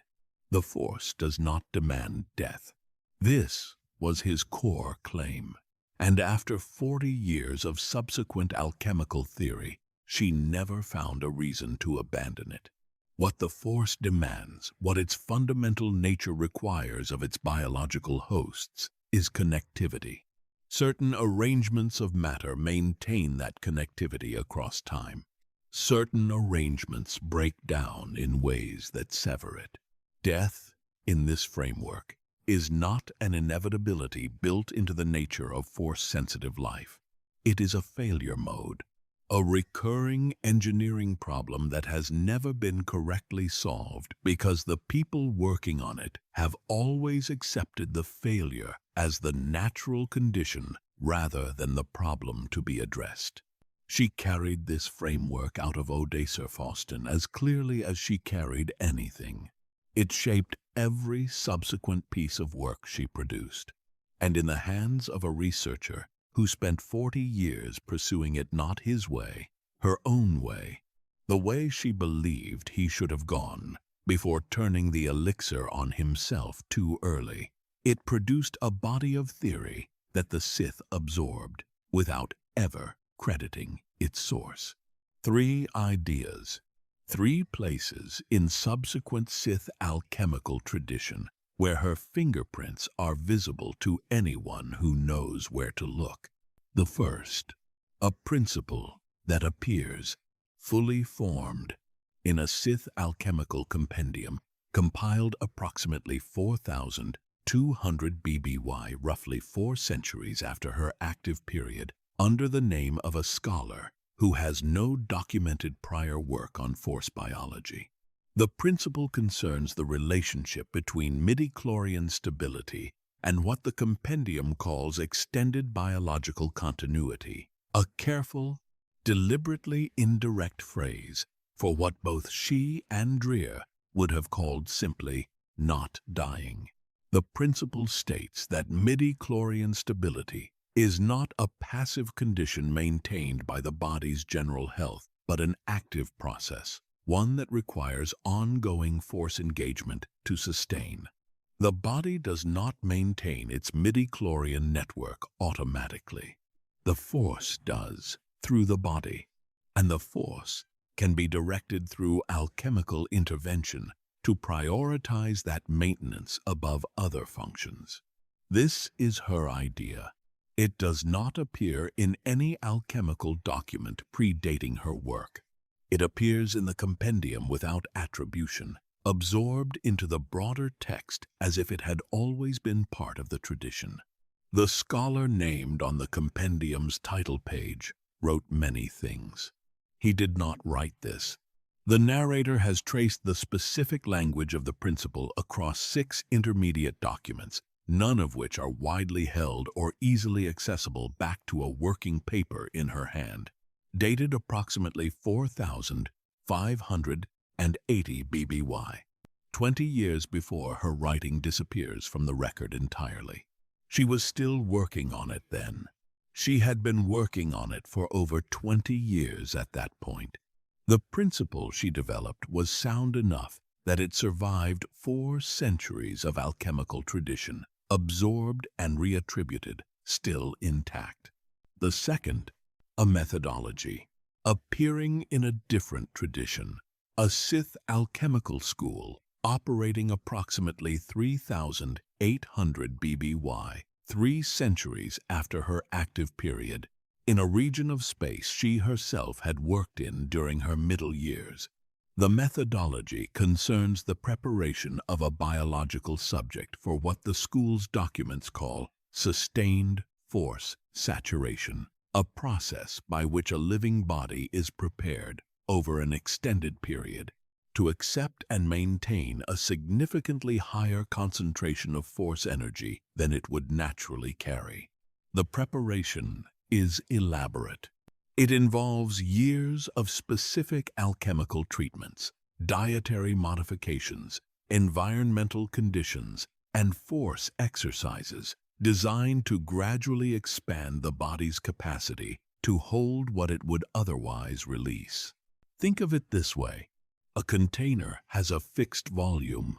Standard biological life is a fixed volume container for force energy.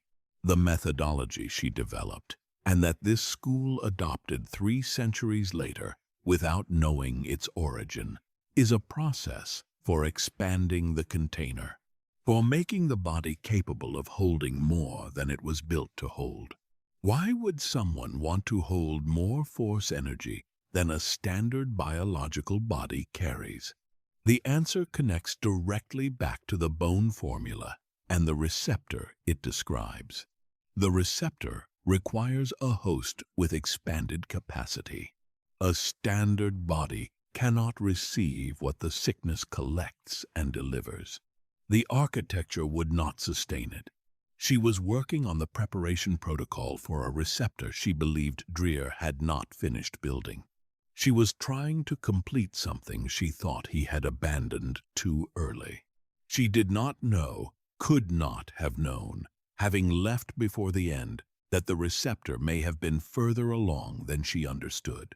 The third, the most significant, and the most difficult to trace, because it did not enter the tradition as an idea, but as an assumption. The most thoroughly absorbed influences are the ones that stop being attributed to anyone because they stop being recognized as ideas at all. They become background conditions, things everyone in a field knows without knowing how they came to know them. This is what happened to her understanding of the force and biological time. The idea, stated plainly, is that the force experiences biological death differently than biological organisms do. For a biological organism, death is an ending. For the force, a biological death is a release. An organism that was channeling force energy simply stops channeling it, and the energy returns to the broader current. The force does not experience this as loss. The force does not experience this as anything. It is indifferent to biological mortality in the way that an ocean is indifferent to whether a particular wave reaches the shore. This indifference, she argued, is not a theological fact about the nature of the force. It is a calibration problem. The force is indifferent to biological death because nothing has ever successfully made it otherwise. Because no biological arrangement has ever been stable enough, persistent enough, or sufficiently saturated with force energy to register as something the force would maintain rather than release. If you could build a biological structure stable enough to resist, release saturated enough to constitute something the force recognized as an ongoing channel rather than a temporary one, the force's indifference would not apply. Because the force does not choose to release. It simply releases what does not hold. Build something that holds, and the force will maintain it. This is the idea. Stated plainly, it sounds almost simple. In the Sith alchemical tradition that follows her period, it does not appear as a stated idea at all. It appears as a shared assumption, the unspoken foundation beneath 3 centuries of subsequent work on force retention, biological extension, and what later scholars called dark side permanence.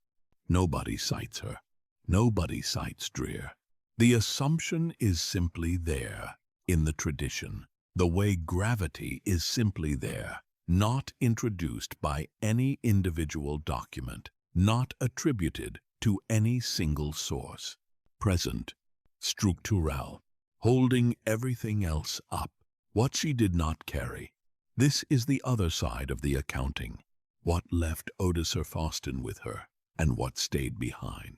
She carried the framework, The methodology principles, the core assumptions, everything that could be held in a mind and worked with in the years that followed.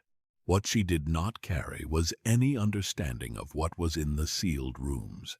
Not because she lacked the intelligence to understand it, not because she had been kept deliberately ignorant, because she chose not to find out.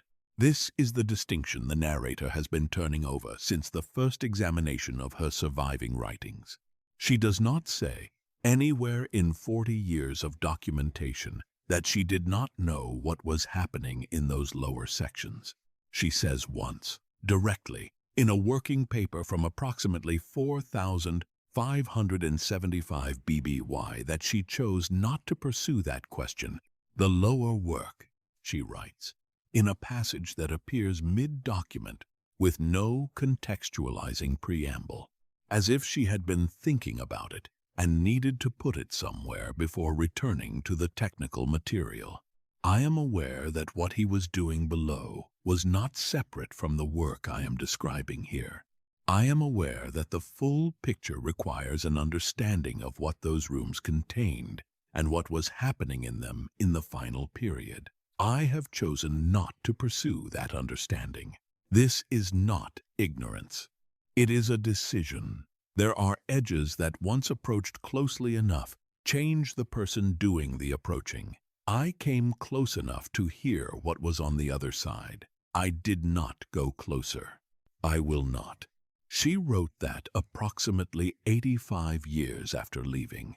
85 years. She had been thinking about the choice for 85 years, long enough that the writing has the quality of a decision being maintained rather than a decision being made. She was not deciding in that passage to stay away from the question. She was reaffirming a decision she had made the day she walked across the ice. What does it mean to encounter the edge of a thing and choose not to look? The narrator has considered this question at length. The easy answer is fear. She was afraid of what she would find, and so she did not look. This answer is probably partially correct, but it is not complete. Because she was not, by any indication in the surviving material, someone who avoided difficult knowledge as a general practice. The technical work she produced across 40 years is not the work of someone who flinches from uncomfortable conclusions. She followed arguments wherever they led. She documented findings that contradicted her hypotheses without softening them. She revised foundational assumptions when the evidence required it. She was not afraid of knowledge. She was afraid of that specific knowledge. And there is a difference between general intellectual courage and the willingness to look directly at one particular thing. The narrator thinks it was something more precise than fear. She heard something through the ice, something that moved, something whose pattern had changed from what it had been during the months before. She had listened to that sound for months. She knew its characteristics well enough to notice when they shifted. And what she heard, in those final months before she left the changed pattern, the altered quality told her something about what was in those rooms that she had not known before. Not everything. She could not have known everything from sound alone, through floors and ice. But something, enough that she chose, on the day she left, to take the dormitory notes and seal them in a wall rather than carry them with her. Enough that she spent 85 years maintaining a decision not to look closer. What she heard that told her that much. The specific quality of the changed sound that produced a lifelong resolution that is not recorded. That is among the things that stayed behind. Frozen in a wall, on a world that nobody is authorized to revisit. Her writing disappears from the record in approximately 4,560 BBY. There is no final document, no terminal entry, no institutional notification of death or departure. The working papers simply stop, the last surviving piece, is a technical document mid-argument, both in subject matter and literally, ending partway through a sentence that the following page, if it existed, would have completed. The page that follows does not exist. Whether it was never written, or was written and lost, or was written and removed by someone who came after the record, cannot say. She had spent 40 years looking for the missing element, the piece of the formula she believed Drear had not yet found when he turned the elixir on himself too early. She never found it. And this is the possibility the narrator cannot dismiss, she found something adjacent to it. Something that told her the missing element was not missing at all, that he had not acted too early, that the formula was complete when he used it, and that what happened in those sealed rooms was not a failure of preparation. It was the result of a formula that worked exactly as intended, producing something that was never supposed to be seen by the people on the other side of those walls. Alchemists who spend their lives studying how to defeat death do not always leave conventional evidence of their endings. The narrator notes this plainly, without drama, without the implication that it means anything specific about her particular disappearance from the record, only as a general observation about a specific category of researcher. The category she belonged to, the category he had created. What she carried out of that frozen structure shaped 3 centuries of Sith alchemical thought, twice removed from its source, unattributed, absorbed into tradition as background assumption rather than credited idea. Drear's framework, filtered through her understanding, filtered through the distortion of her central misreading, that he had acted too early and deposited into the tradition that followed without either of their names attached. The most thorough transmission is always the most anonymous. Ideas that survive their origins do not survive as ideas. They survive as conditions. She carried his framework out of Odacer Faustin. She set it down in the tradition, and the tradition built on top of it for millennia without knowing what was underneath. The thing she chose not to carry the understanding of what those sealed rooms contained stayed where she left it, below the ice, below the surface, in the lower sections of a structure whose walls retain a temperature inconsistent with the surrounding environment. Still there, still unexamined, still waiting for someone willing to get closer than she was. Every institution that has ever existed has done the same thing with its inconvenient figures. It has not erased them. Erasure is too obvious. Erasure leaves a gap that draws attention, a space in the record that curious people will eventually notice and begin asking questions about. What institutions do instead is something more elegant. They keep the figure. They keep the name, the broad outline, the general category of what happened, and they change the meaning. They build a story around the figure that serves the institution's current needs, that protects what needs protecting, simplifies what needs simplifying, and closes what needs to be closed. They give the figure a function, and the function is almost always the same. Warning: the myth of Darth Drear is, in its most reduced form, a story about the cost of overreach. He wanted too much. He reached past what was possible. He destroyed himself in the attempt. Let this be a lesson. This version of the story appears, in various forms, across Sith historical texts, spanning thousands of years. The specific language changes. The framing shifts depending on who is telling it and what they need it to do. But the core structure, ambition, failure, death, warning, remains constant across every version the narrator has examined. This consistency is itself informative. Stories that serve a genuine historical purpose tend to evolve. They accumulate detail, complexity, competing interpretations. They develop the texture of something that people are still working to understand. Stories that serve an institutional purpose stay stable. They resist elaboration. They deflect complexity. They remain across centuries and across the hands of many different tellers, remarkably similar to themselves. The myth of Darth Drear has remained remarkably similar to itself for 5,000 years. 3 eras, 3 versions of the myth, 3 different things the story was protecting. The first version, immediate post-Academy period, approximately 4,620 to 4,400 BBY. This is the era of the formal classification, issued 25 years after the disappearance and declaring the Odesser-Faustin work concluded, failed, without applicable surviving findings. The myth in this period has a specific institutional function. It is not primarily about Drear. It is about the facility, because the facility is still there. The structure is intact. The lower sections are warm. The organisms engineered in those rooms are built to be dormant rather than dead.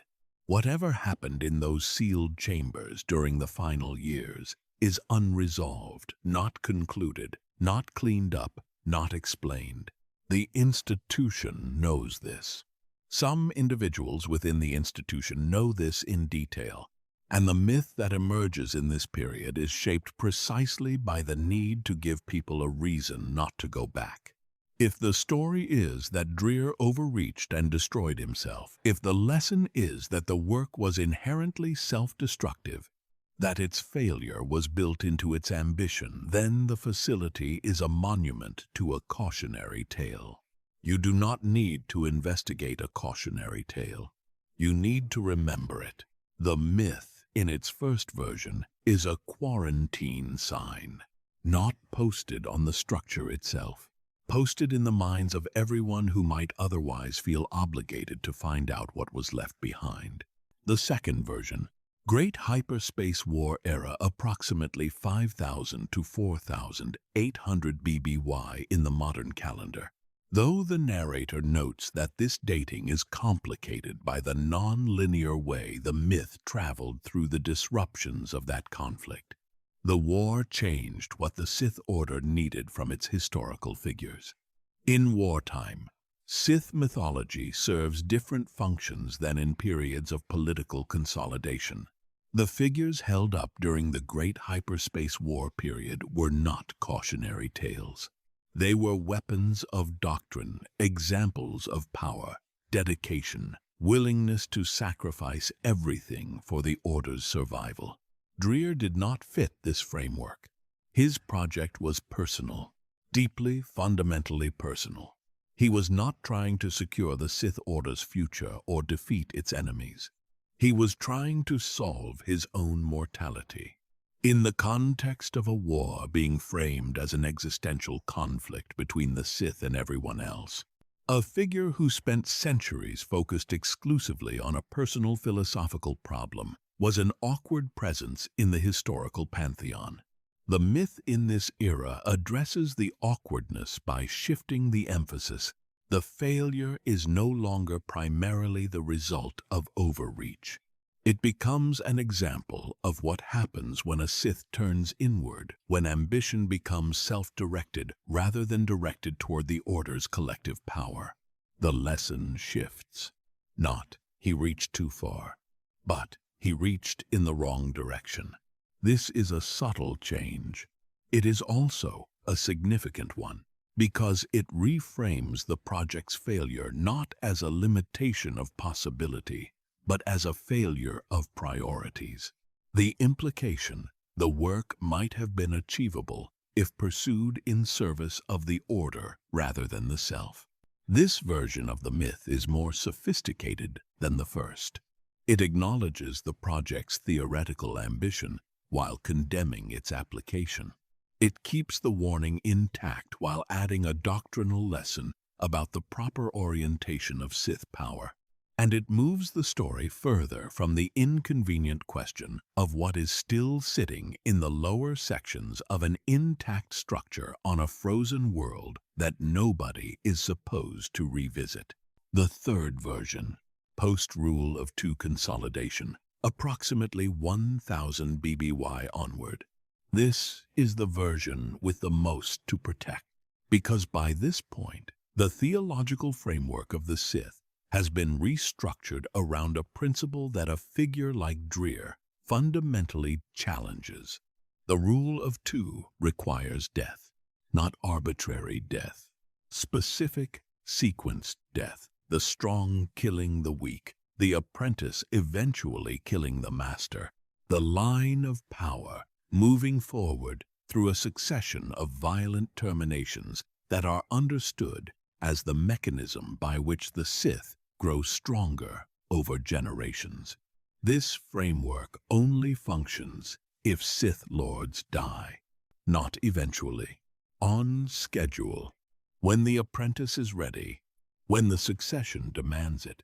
A Sith Lord who defeats death, or who achieves something adjacent to death's defeat, something that keeps them present and operative past the point where succession would require their removal, breaks the entire logic of the Rule of Two. Not just philosophically, practically. An immortal Sith Lord is not a master waiting to be surpassed. An immortal Sith Lord is an obstacle, a permanent fixture in a system built around impermanence. The myth in this period does not simply warn against overreach. It actively forecloses the possibility of success. He did not almost succeed. He failed completely and immediately. The elixir was flawed from the beginning. The project was never viable. Anyone who has read the fragment record knows this version of the myth is the least accurate of the three. But accuracy is not what the third version is for. It is for closing a door, permanently, theologically, in a way that makes opening it again feel not merely inadvisable, but doctrinally impermissible. The narrator pauses here, not because the analysis requires it, because the weight of what has just been described requires it. 5,000 years. 3 institutions, each with different needs, each producing a version of the same story. And at the center of all 3 versions present as the stable element around which the varying emphases arrange themselves, a man who spent centuries working on a problem no one else had seriously attempted. Alone on a frozen world, in rooms nobody was authorized to enter, building something with the patience of a person who had decided that time was not working against him. What the myth replaced was not a villain. What the myth replaced was a researcher, patient, methodical, working at the edge of what alchemical knowledge made possible. The myth needed him to be a warning. So the researcher disappeared behind the warning. And 5,000 years later, the warning is what most people know. Fragment 2. The narrator introduces it here, briefly, because its presence in the record illuminates something specific about how the myth functioned and how completely it functioned across institutional boundaries. The Jedi were not Sith. They did not share the Sith Order's investment in the myth of Darth Drear as cautionary tale. They had no theological stake in his failure, no succession framework to protect, no reason, in principle, to perpetuate the version of the story that kept his work sealed away from serious examination. And yet, Fragment 2, half of the bone formula, half of the complete alchemical specification for the sickness and its receptor, appears in a Jedi Temple archive inventory dated approximately 1000 BBY, catalogued as a fragment of unknown inscription. Donor anonymous. Origin an unnamed outer rim world. The archivist who processed it added a single personal notation to the inventory entry. The inscription appears to describe a biological process, referred to the Life Sciences Division. No further notes. No further notes. The narrator has spent considerable time with this notation, with what it contains and what it does not contain, with what the phrase "no further notes" means in the context of an institution that produced extensive documentation of everything it examined seriously. Two possibilities. The first, the referral was made. The Life Sciences Division examined the fragment, determined it was either unidentifiable or insufficiently significant to warrant extended analysis, and produced no written response because there was nothing to report. Simple institutional silence. The kind that happens in every large organization when a low-priority item passes through a queue and produces no actionable findings. The second, the referral was made. The Life Sciences Division examined the fragment, recognized or came close to recognizing what it described, and chose silence of a different kind. The deliberate kind. The kind that looks identical to the first from the outside. The narrator cannot determine which of these possibilities is correct. The documentation does not allow for certainty. What the documentation does allow for is a question. If the Jedi had half the formula for 1,000 years, what would it mean? If they recognized it and suppressed it, they made the same institutional calculation the Sith made 3 times across 3 eras about the cost of letting this particular door stay open. 2 entirely opposed traditions. Same decision. Different reasons. The Jedi's reasons would have been about what the formula could do to living populations, about the sickness and its mechanism, about what feeding something in those lower rooms would mean for every Force-sensitive being within reach. Not theological protection, practical protection, but the result identical. Fragment 2, sitting in an archive, catalogued, untranslated, waiting. If they did not recognize it and simply filed it, then the most consequential alchemical document in the record of Force history spent 1,000 years in a storage facility, unread, while the institution that held it documented the appearances of what it described in 3 separate populations across 2 millennia, and never connected the reports to the object in their own archive. The narrator presents both possibilities, does not resolve them, notes only that both are consistent with the available documentation, notes only that Fragment 2 is, as far as can be determined, still in what remains of the Jedi archive holdings, still catalogued under its anonymous inventory entry, still unconnected in any official documentation to Fragment 1. The myth requires him to be finished. This is the narrator's central observation about all 3 versions, across all 3 eras, serving all 3 different institutional needs. The specific lessons change. The specific framings change. The designated audiences change. But every version of the story shares one non-negotiable structural requirement. He must be finished. Definitively. Completely. Without remainder. The failed experimenter. The cautionary tale. The overreacher who destroyed himself and left nothing worth finding. Finished. The historical record, examined carefully, does not confirm this. The historical record contains a facility whose walls retain anomalous warmth 5,000 years after its supposed abandonment. A survey team that returned from a visit to that facility and has never publicly described what they found below the 2nd subterranean level. A pattern of appearances in historical records spanning 4,000 years that matches the mechanism of an alchemical agent built to sustain something that should not, by conventional biological understanding, still require sustaining.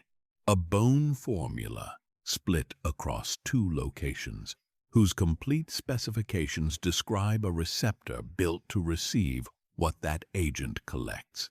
A receptor with a maintenance requirement. A maintenance requirement whose interval appears uncomfortably in the gaps between documented appearances. None of this is the man himself. The narrator is careful to say this plainly. None of this confirms what he became in those sealed rooms.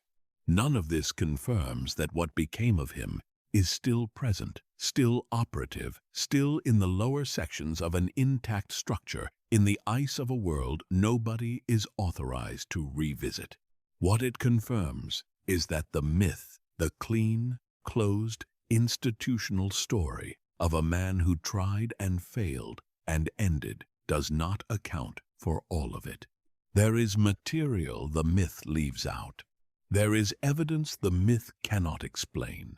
And the gap between what the myth requires and what the record contains is exactly the shape of the thing that 5,000 years of careful institutional storytelling has been trying to cover.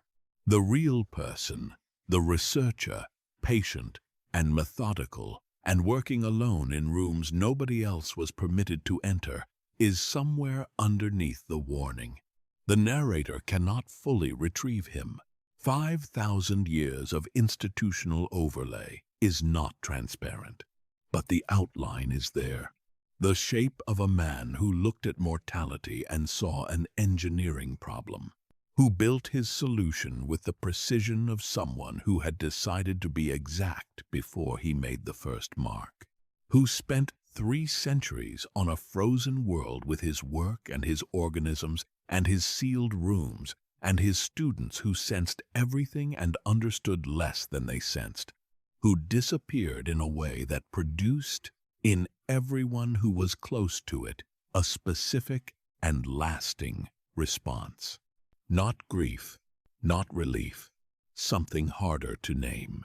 The response you have when something ends in a way you cannot verify is actually an ending.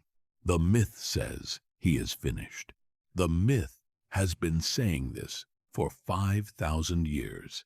The narrator sets this observation down carefully, does not add to it, does not subtract from it, only notes that the myth has been saying it for a very long time, and that the things that require the loudest and most persistent reassurance are not always the things that are most certainly true.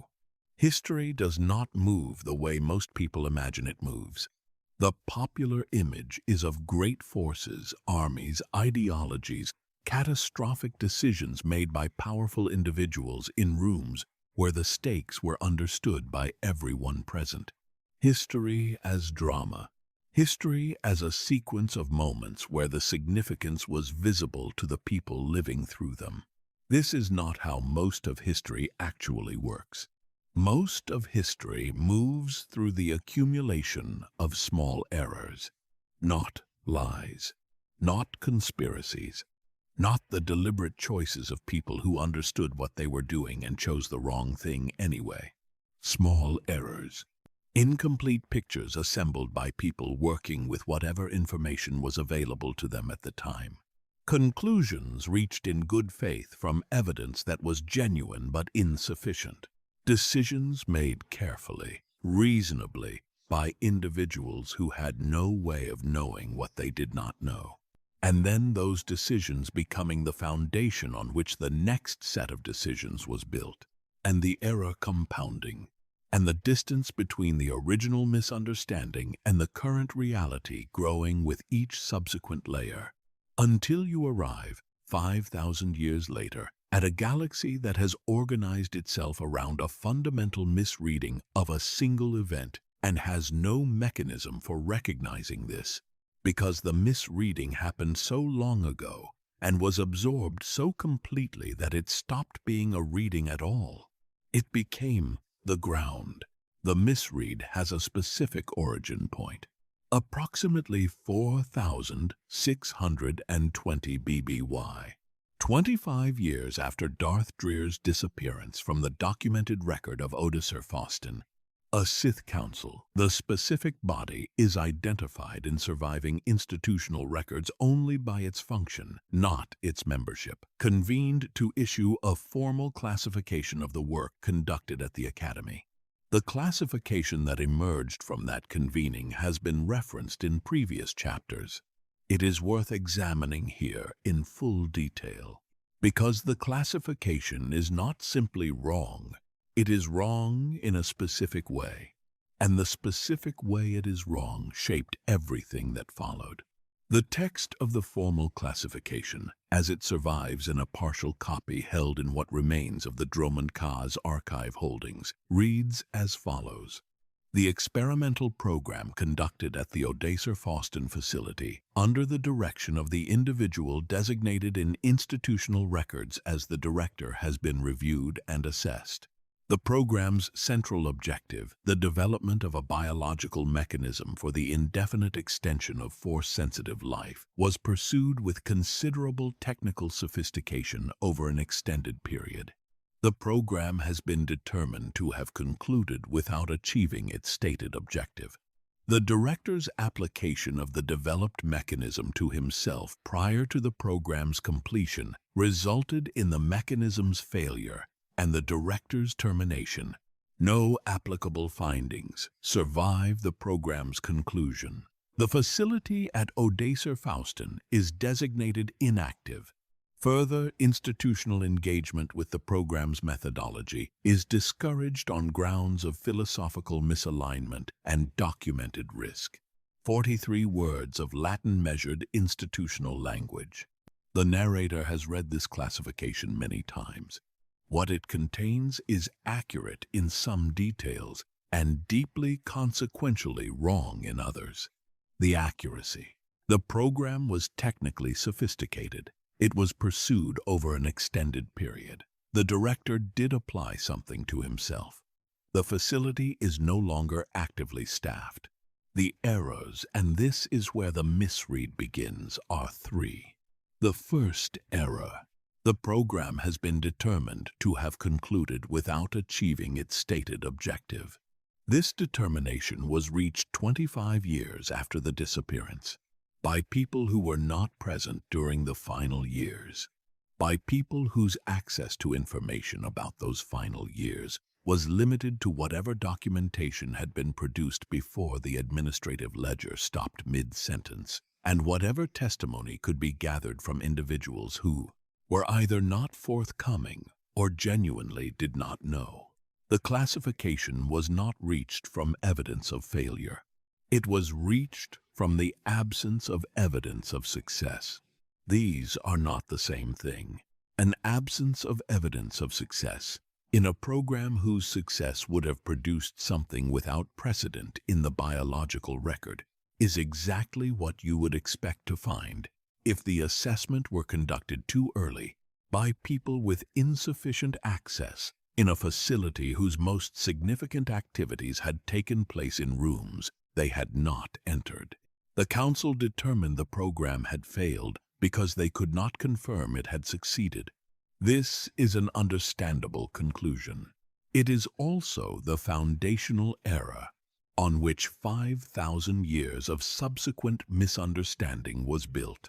The second error, the director's application of the developed mechanism to himself prior to the program's completion, resulted in the mechanism's failure and the director's termination.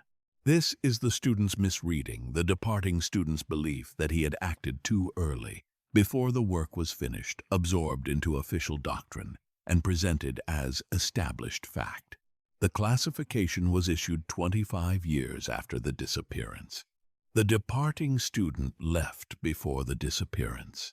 She was, at the time of the classification, the most recent individual to have left the facility with any first-hand account of conditions there.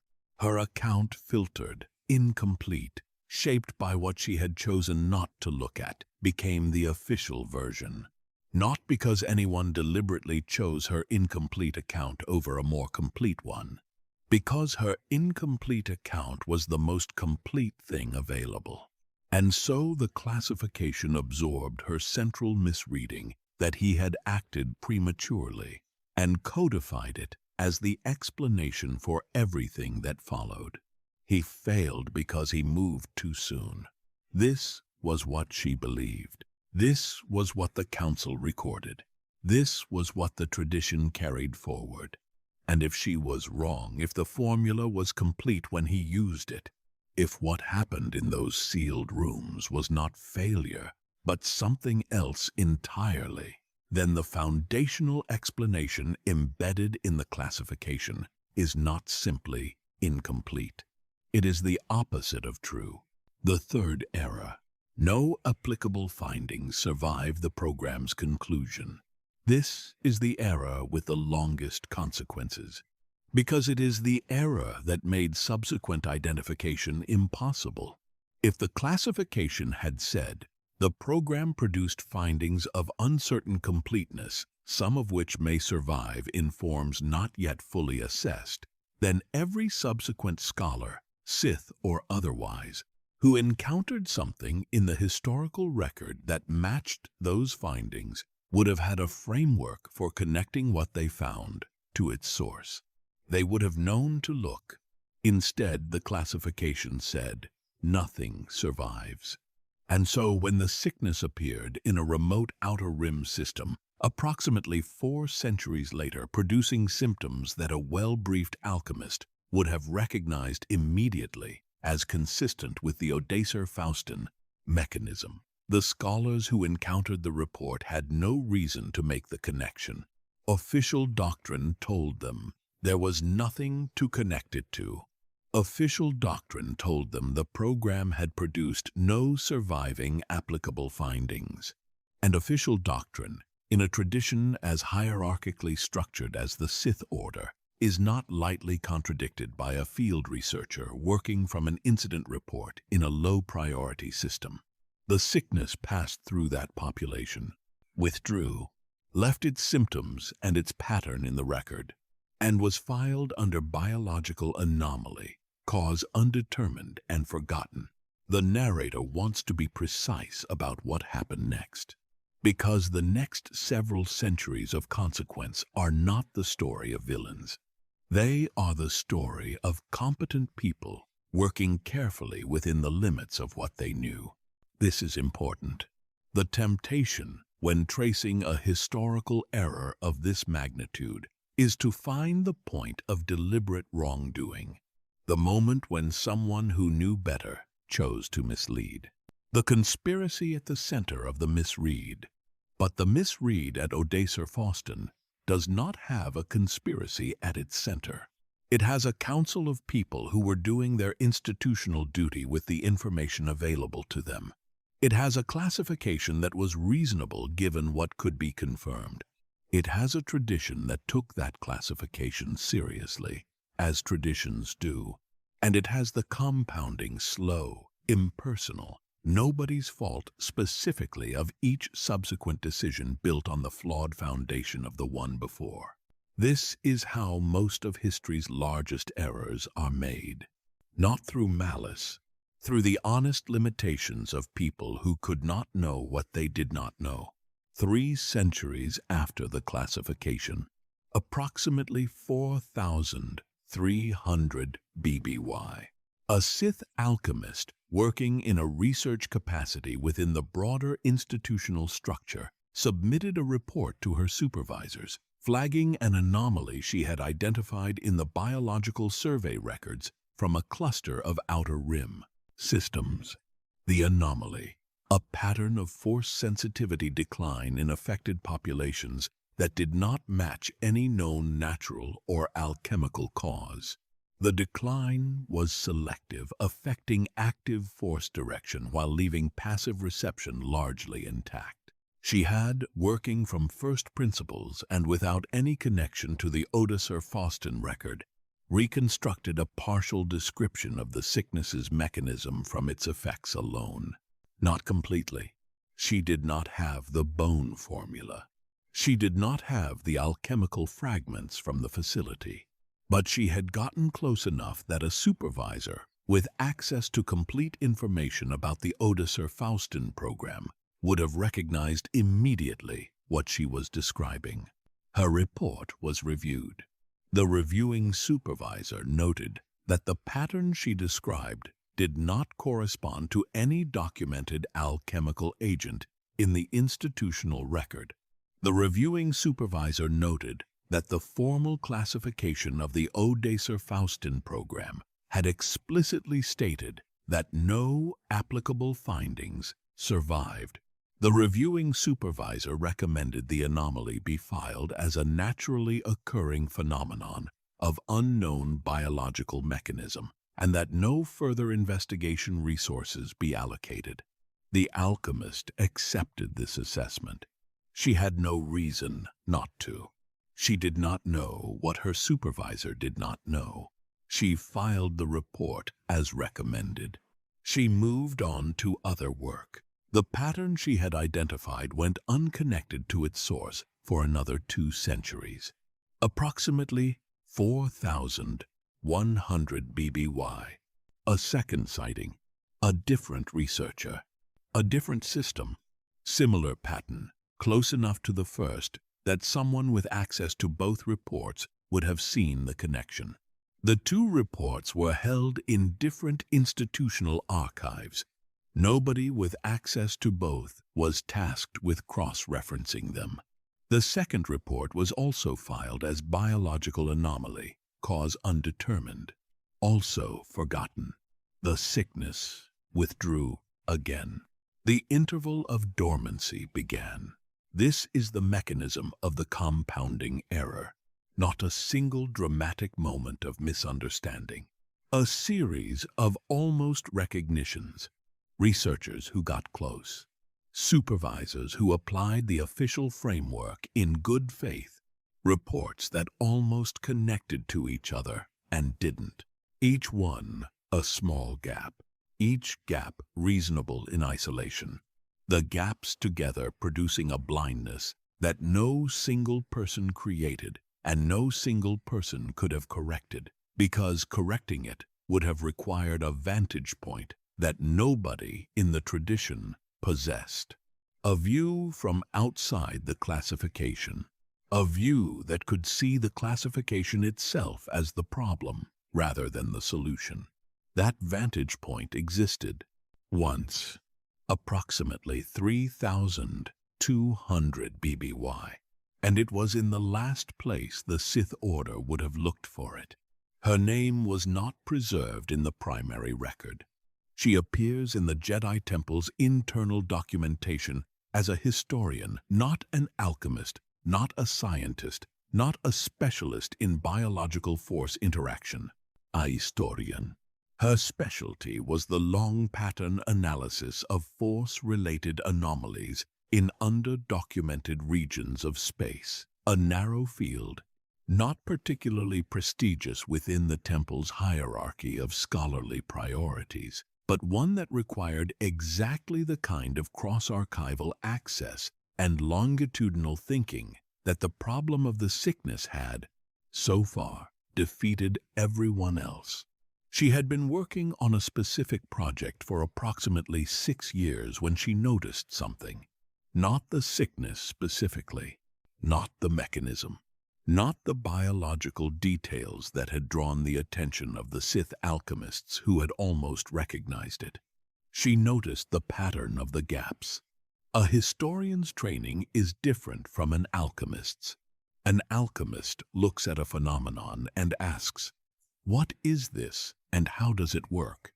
A historian looks at a phenomenon and asks, "When did this happen? How often has it happened? And what does the timing tell me?" She was looking at a collection of anomalous reports from outer rim systems spanning approximately 2,000 years of temple records. Reports of unusual force-related events in populations outside the major hyperspace lanes. Unexplained disruptions, biological anomalies.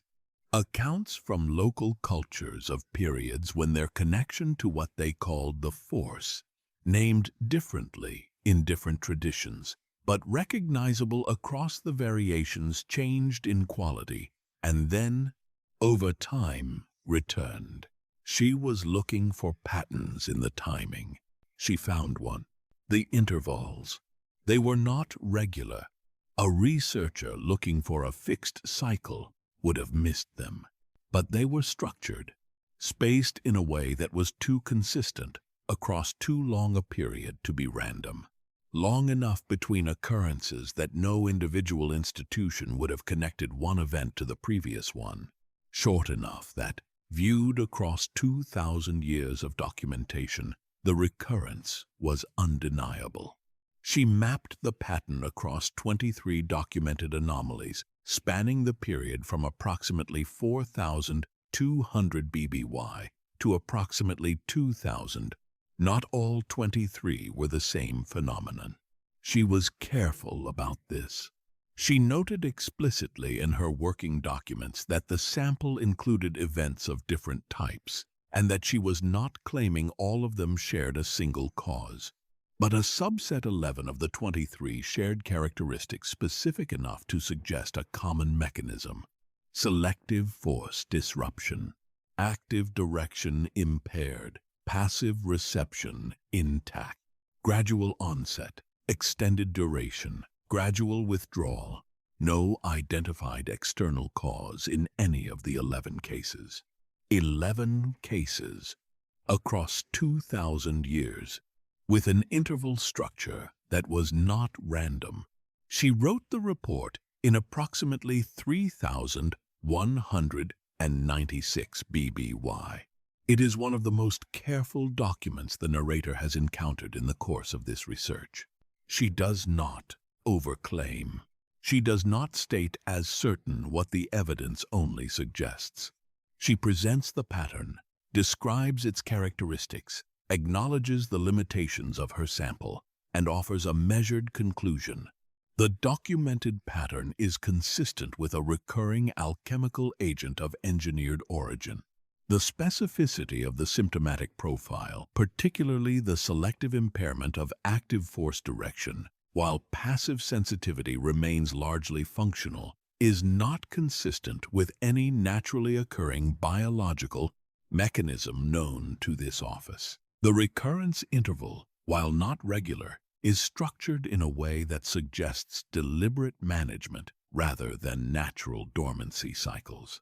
The agent's apparent capacity for extended dormancy suggests either ongoing maintenance by an active practitioner or an engineered autonomous dormancy mechanism of considerable sophistication. I recommend the Temple's Specialist Division be tasked with examining the biological records from the 11 identified cases for evidence of a common alchemical signature, and that the resulting analysis be cross-referenced against historical records of Sith alchemical programs from the period in which the earliest identified occurrence falls. Cross-referenced against historical records of Sith alchemical programs from the period in which the earliest identified occurrence falls.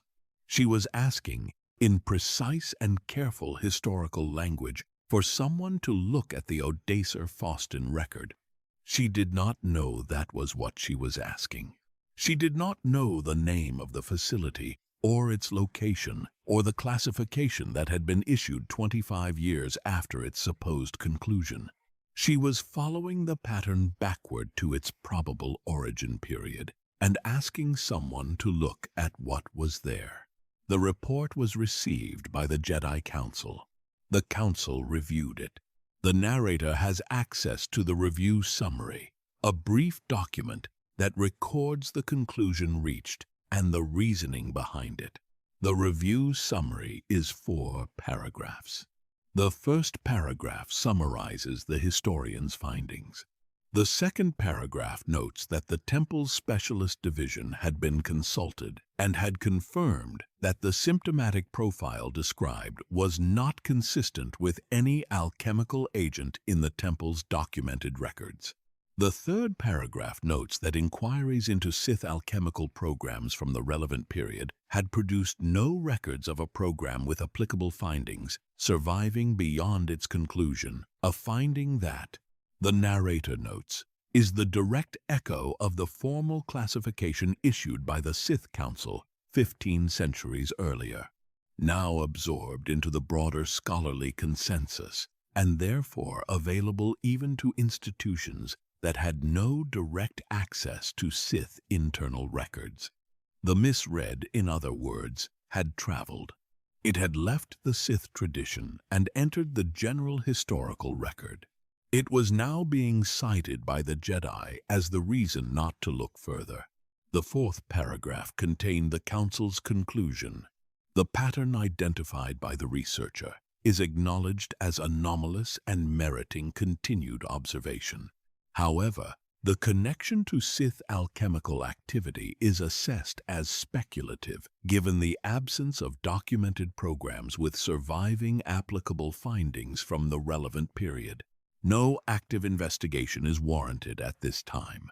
The researchers' project will be redirected toward documentation of force-sensitive population dynamics in the surveyed region, which represents a valuable contribution to the temple's ongoing demographic records.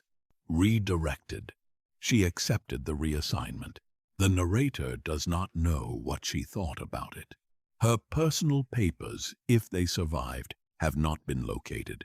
What survives is the official record of the reassignment and a brief notation in her institutional file indicating that she had acknowledged the Council's decision and transitioned to the new project.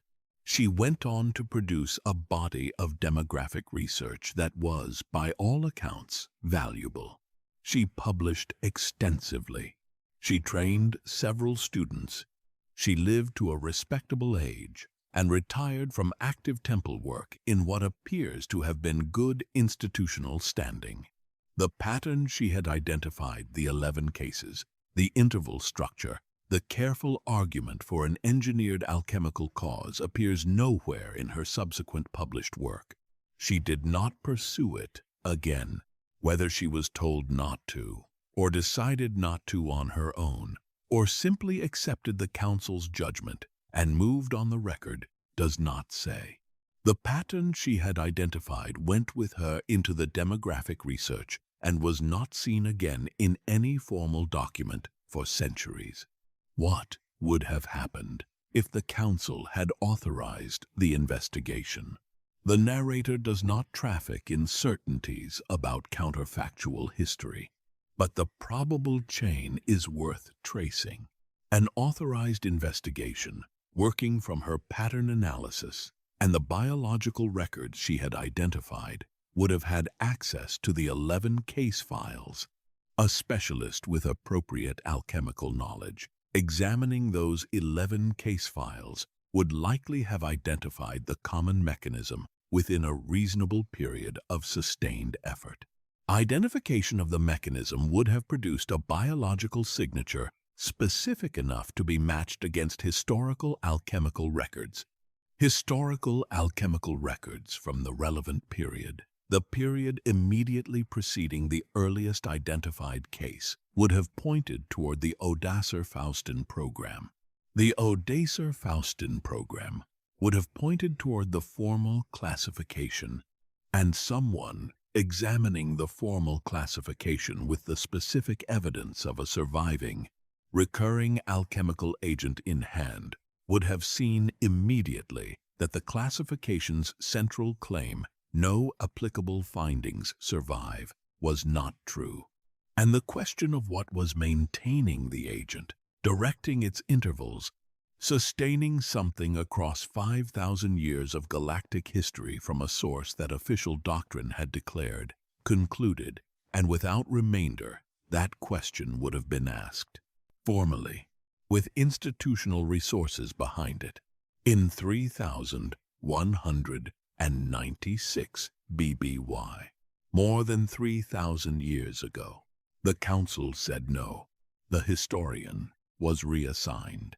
The sickness went dormant. The interval between the second and third documented appearances stretched across another 2,000 years. 2,000 years, during which the pattern she had identified sat in a closed report in a temple archive, unread, while the institution that held it documented Fragment 2 in its inventory under the description fragment of unknown inscription, origin unnamed, donor anonymous, referred to Life Sciences Division. No further notes. The right hand and the left hand of the same institution, neither knowing what the other held. This is not a story about failure. The narrator is careful to say this explicitly. The Sith Council that issued the classification was doing its institutional duty with the information it had. The reviewing supervisor who redirected the Sith alchemist's report in 4,300 BBY was applying the established framework correctly.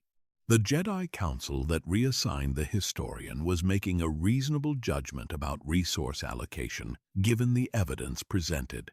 None of these decisions were wrong, given what each decision-maker knew. All of them were wrong given what they did not know.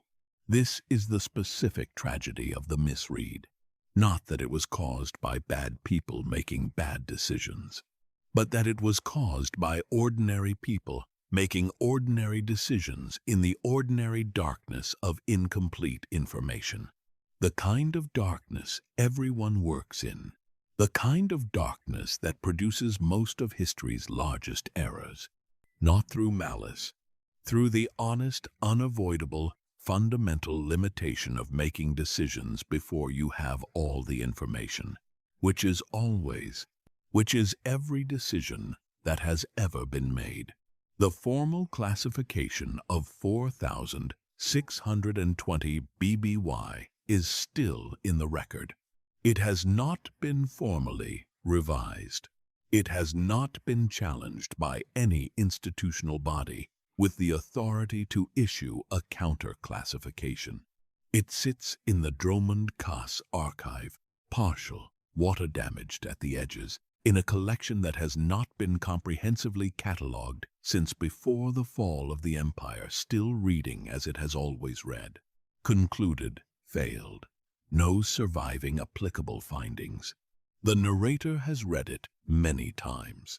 Each time, the same quality of unease, not at the people who wrote it, at the distance between what it says and what the evidence suggests, at how long that distance has existed without being formally acknowledged by anyone with the standing to acknowledge it, at what it would mean to issue the counter-classification now, to say officially, in a document that could enter the record the way the original entered it, that the program at Odysser Foston did not conclude, that the applicable findings did not fail to survive, that something in the lower sections of an intact structure on a frozen world at the edge of known space has been, at intervals calibrated to outlast institutional memory, sending something out into the galaxy to maintain whatever is waiting to receive it, and that this has been happening for 5,000 years, and that the only thing that has prevented anyone from recognizing it is a 43-word classification issued by a council that was doing its best in the dark.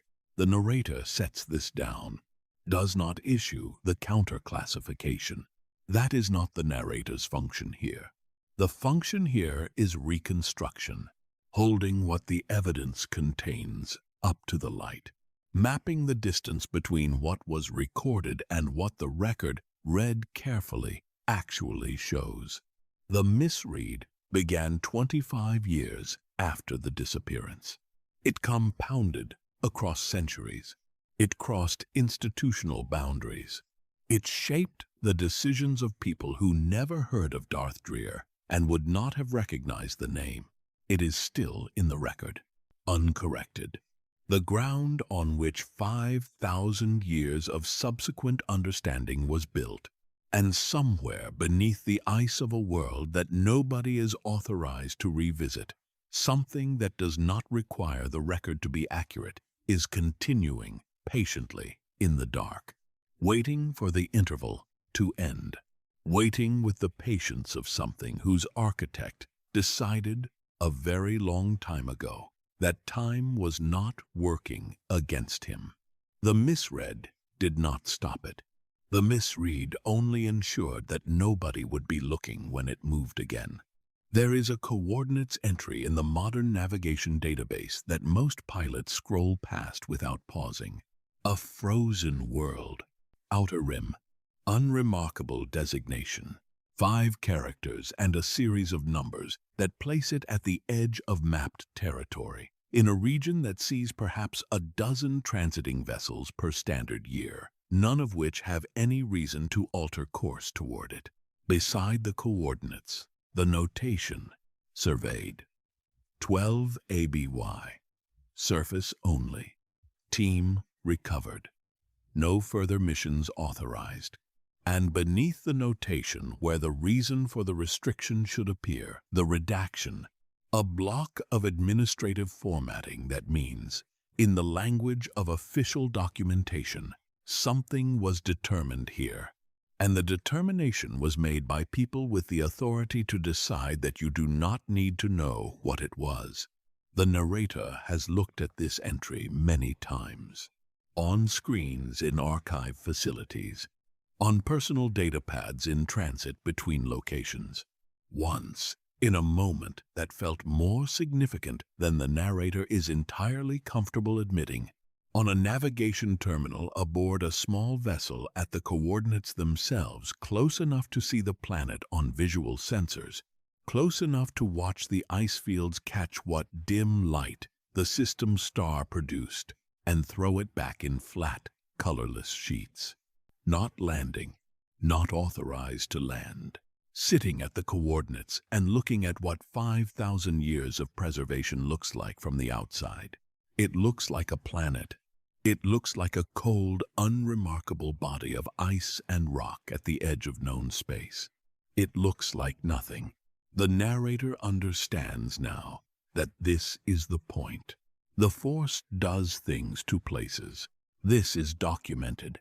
Not in the way that battles and political events are documented, not in the language of administrative certainty, not in formal records with institutional signatures attached, but in the consistent, accumulated, cross-traditional testimony of Force-sensitive individuals who have spent time in locations where something significant occurred and found that the location retained something of what happened there. The language used varies across traditions and eras. The Jedi called it Force, echoes impressions left in physical matter by events or presences of sufficient intensity. Other traditions used other terms, but the phenomenon itself appears consistently enough across enough independent sources that the narrator treats it as established rather than speculative. Places remember.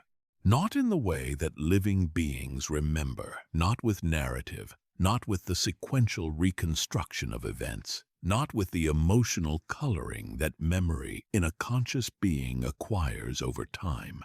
Places remember the way stone holds heat, the way water holds the shape of what moved through it, briefly, before returning to its own level. An impression, a résidus. Something that was not there before the significant presence, and is still there after the significant presence has departed, and does not diminish at the rate that most physical things diminish. Some Force echoes last decades, some last centuries. The strongest associated with the most intense concentrations of Force energy, the most sustained presences, the most significant events last longer than that. The narrator has visited several locations known for Force echoes of historical significance. A cave on a world whose name most people recognize.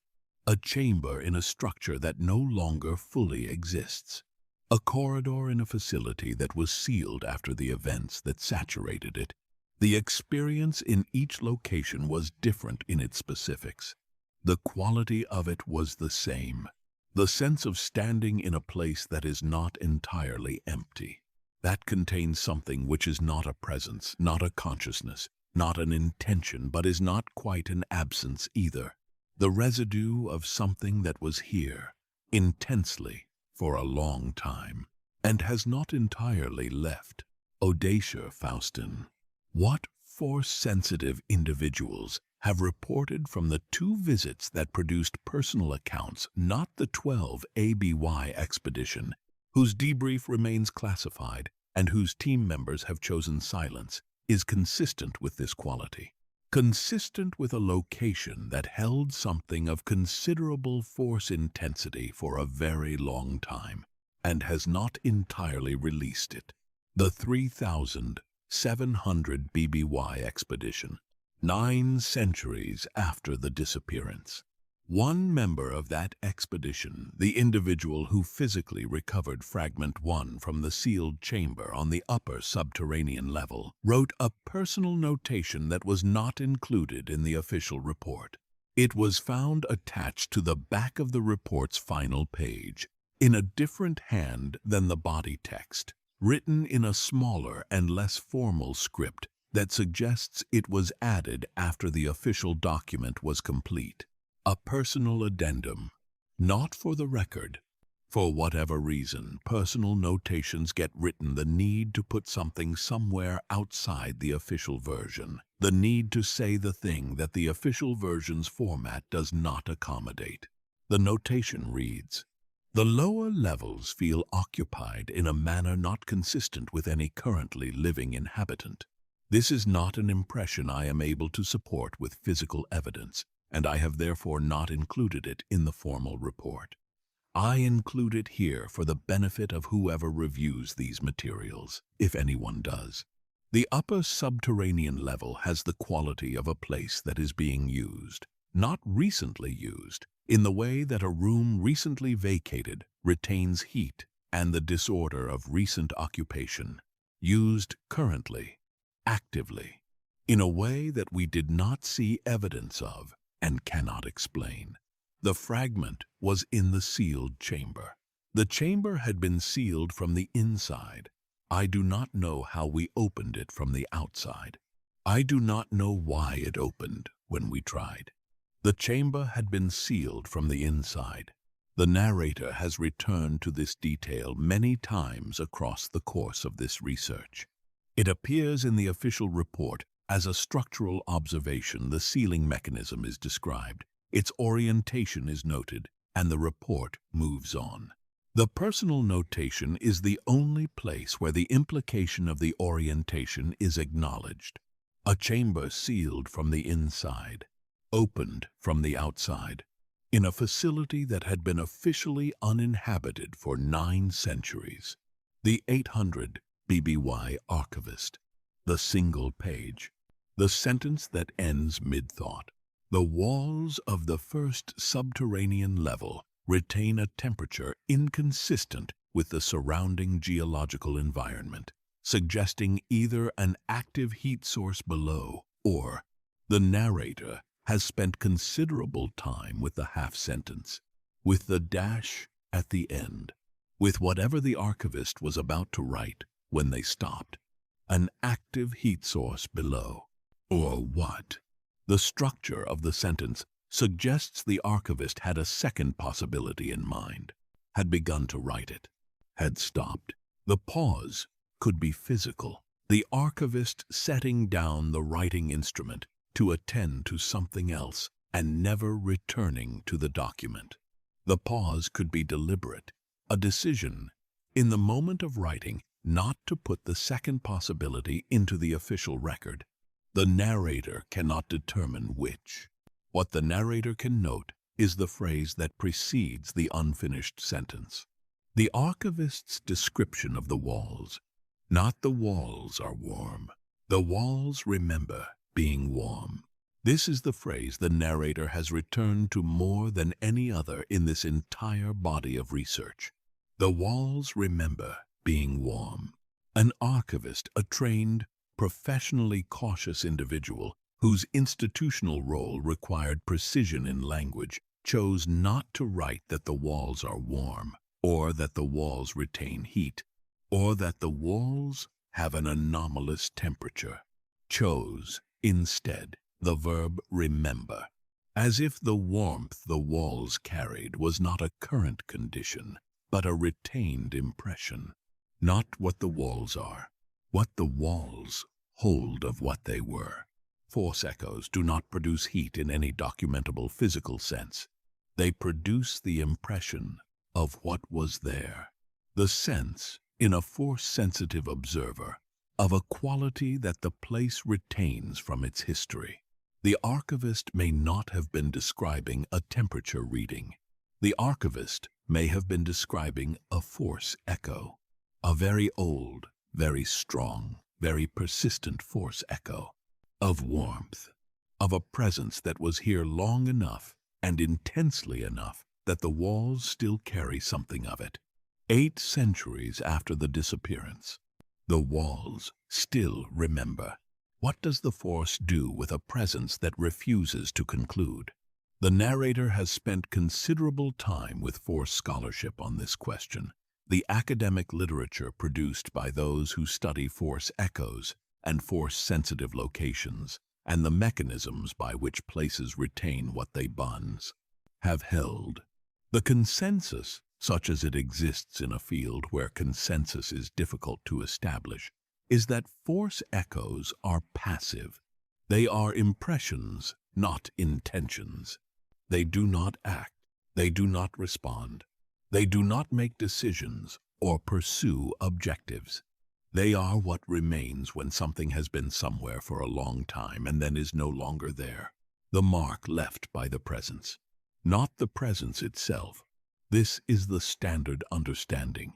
The narrator accepts it as the starting framework, and then notes, carefully, that the standard understanding was developed from the study of force echoes associated with entities that unambiguously departed.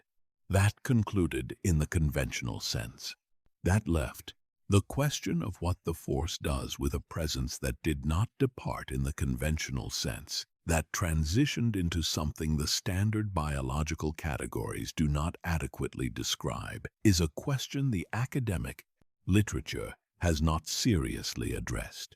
Because the academic literature does not have a confirmed case study, because every previous attempt to defeat biological death in the known record either failed cleanly or produced something that was subsequently destroyed before it could be studied. Odacer Faustin is different. If what happened in those sealed rooms was not failure, and was not something that was subsequently destroyed, if it was something that continued, in a form the standard categories cannot accommodate, then the force echo in those walls is not a standard force echo. It is something for which the narrator does not have a term. Something that is not quite a passive impression. Something that is not quite a present consciousness. Something in the space between those two conditions. Something that moves according to the student who listened through the floors. Something that makes sounds she could not categorize. Something whose pattern she noticed when it changed. Something that is still there, according to the walls that remember being warm. Fragment 1. The narrator returns to it here for the final time. It is in a sealed case in a facility. The narrator will not name, partly for accuracy, because naming it would create a documentation trail the narrator is not certain is wise to create, and partly for a reason that is harder to articulate, but feels, in the context of everything this research has assembled, like the appropriate kind of caution. The case maintains a controlled temperature of 19 degrees. Fragment 1 reads, on surface measurement at 14 to 15 degrees, the 4 to 5 degree differential has not changed in any documented measurement across the period the fragment has been in this facility. The narrator's last visit was 14 months ago.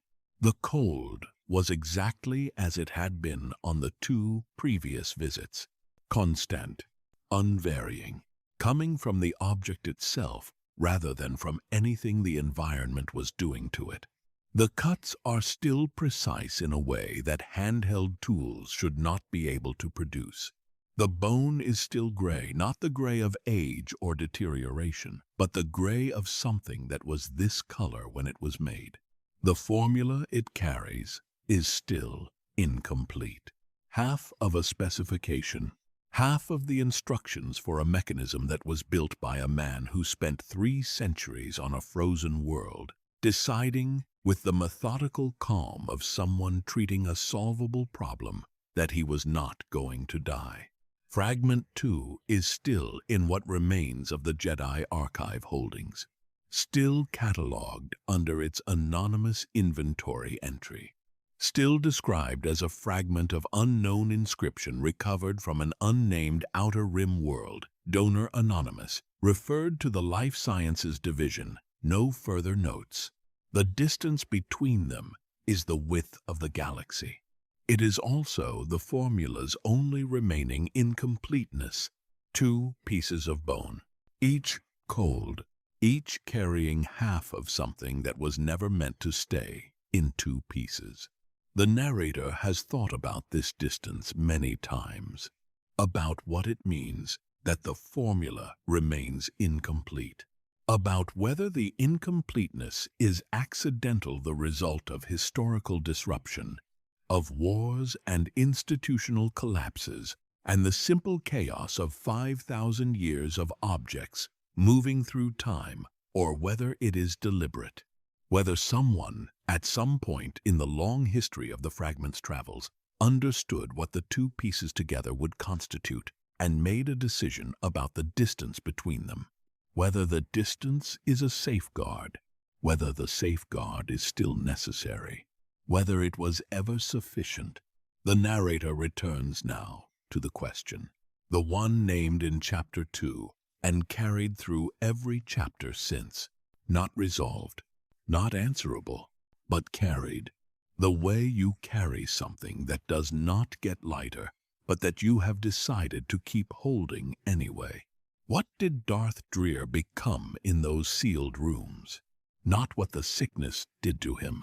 The sickness's mechanism is reconstructible from the formula and its effects. The narrator understands in rough outline what the process would have involved. The selective extraction of force energy from the living tissue of an extraordinarily force-saturated body. The redirection of that energy not outward, not to the sickness's external feeding function, but inward, into the receptor the formula describes, into the structure that the preparation methodology was designed to build inside a living body over years of sustained alchemical treatment. A body turned into a container filled past its standard capacity, with more force energy than the standard biological arrangement is built to hold. What happens to a body that succeeds in holding it? What happens to the consciousness inside a body that undergoes that transition? These are the questions that the mechanism does not answer. These are the questions that no document in the surviving record answers. Because the only person who knows is the only person who experienced it. And that person, whatever they became in those sealed rooms, has not produced a document, has not given an account, has not, in 5,000 years, communicated with anyone who was subsequently able to report on the communication, or has communicated in ways that the people receiving the communication could not identify as communication. The changed pattern of a sound, heard through ice, by a student who left before she could determine what it meant. What did he experience? This is the question the narrator cannot answer. This is the question no surviving account comes close to answering. Did he know it had worked? Not failed, worked. In the unexpected direction. In the direction he had perhaps designed for, and perhaps not fully anticipated. Did he feel the transition as he had imagined it? Did he feel anything at all in the conventional sense of feeling? Is feeling the subjective experience of sensation and thought and awareness something that survives the kind of transition the formula describes? Or does the transition preserve the biological architecture, the receptor, the force energy, the structure, while releasing whatever occupied that architecture? Is what is in those sealed rooms the continuation of Darth Drear's consciousness? Or is it his body, in a new configuration, emptied of the person who built it? A container that holds what it was filled with, without the one who did the filling. The narrator does not know. The narrator suspects no one knows. The narrator suspects this is the question that the student heard through the ice and chose, for the rest of her life, not to pursue. Because the answer, whichever answer is true, carries a weight that the question alone does not. The student heard something through the walls for months. The narrator has returned to this fact more times than can be counted. Through the walls, through the floors, through the ice, as she walked away. Something that moved, something that made sounds she could not categorize as language, could not categorize as nothing. She left before she could determine what it was. She spent 85 years maintaining a decision not to find out. She wrote, in the working paper from 4,575 BBY, that there are edges that change the person who approaches them, that she had come close enough to hear what was on the other side, that she would not go closer. She knew something, not everything, something, enough to maintain, for 8.5 decades, a deliberate distance from the specific knowledge of what that something was. The narrator respects this decision. The narrator also notes that the decision did not change what was on the other side of that edge. It only changed how much she knew about it. What was there, whatever was there, continued regardless of her knowledge. Continues regardless of the narrator's knowledge. Continues regardless of the formal classification that declared it concluded.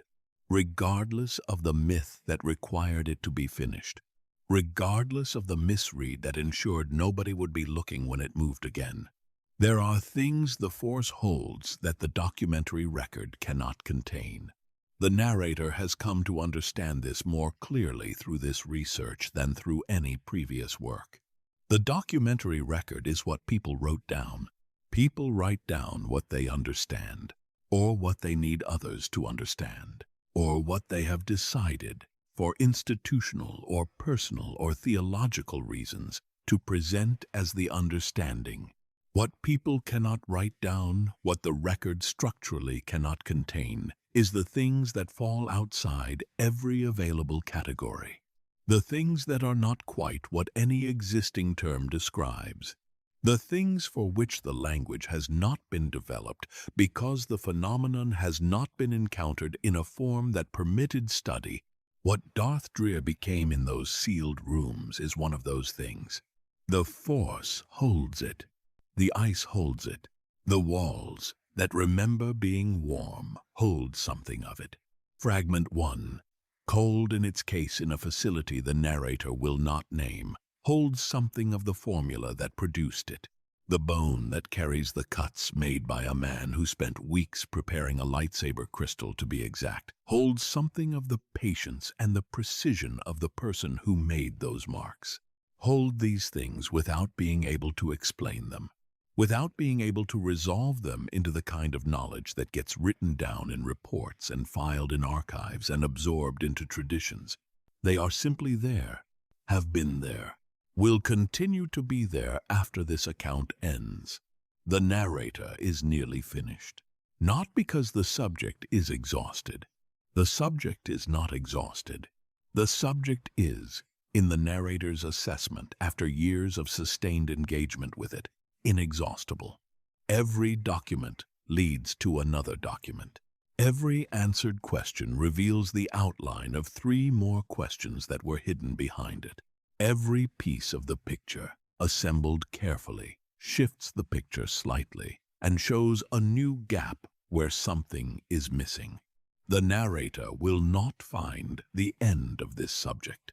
The narrator will only find the point at which it becomes necessary to stop, not because there is nothing more to know, but because there is no more that can be said with appropriate honesty about what the evidence actually contains versus what the narrator wishes it contained.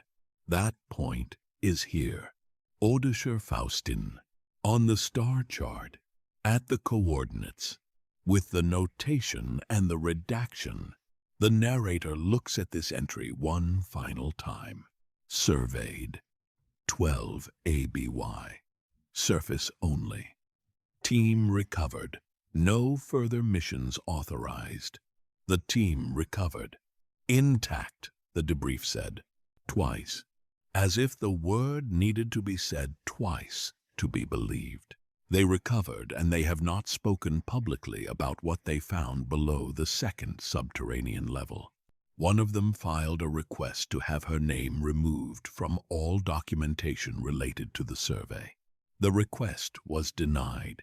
Her name remains, attached to a mission she has apparently decided to carry in silence. The narrator thinks about that silence often, about what it contains, about what a trained researcher recovered intact from a survey of a location they were authorized to describe, decides is better carried without words than with them. The ice, several kilometers deep in certain regions, too consistent, preserved in a way that geological processes do not produce naturally, holding what it was given, the way cold holds things, not ending them, pausing them, keeping them in exactly the condition they were in when the cold received them. The lower levels, warmer than they should be, in a world with no active heat source, with no functioning systems, with no one inside, or no one inside in the conventional sense, no one whose presence would show up in the kind of survey a standard team would conduct on a standard mission in a standard restricted world. The walls that remember being warm.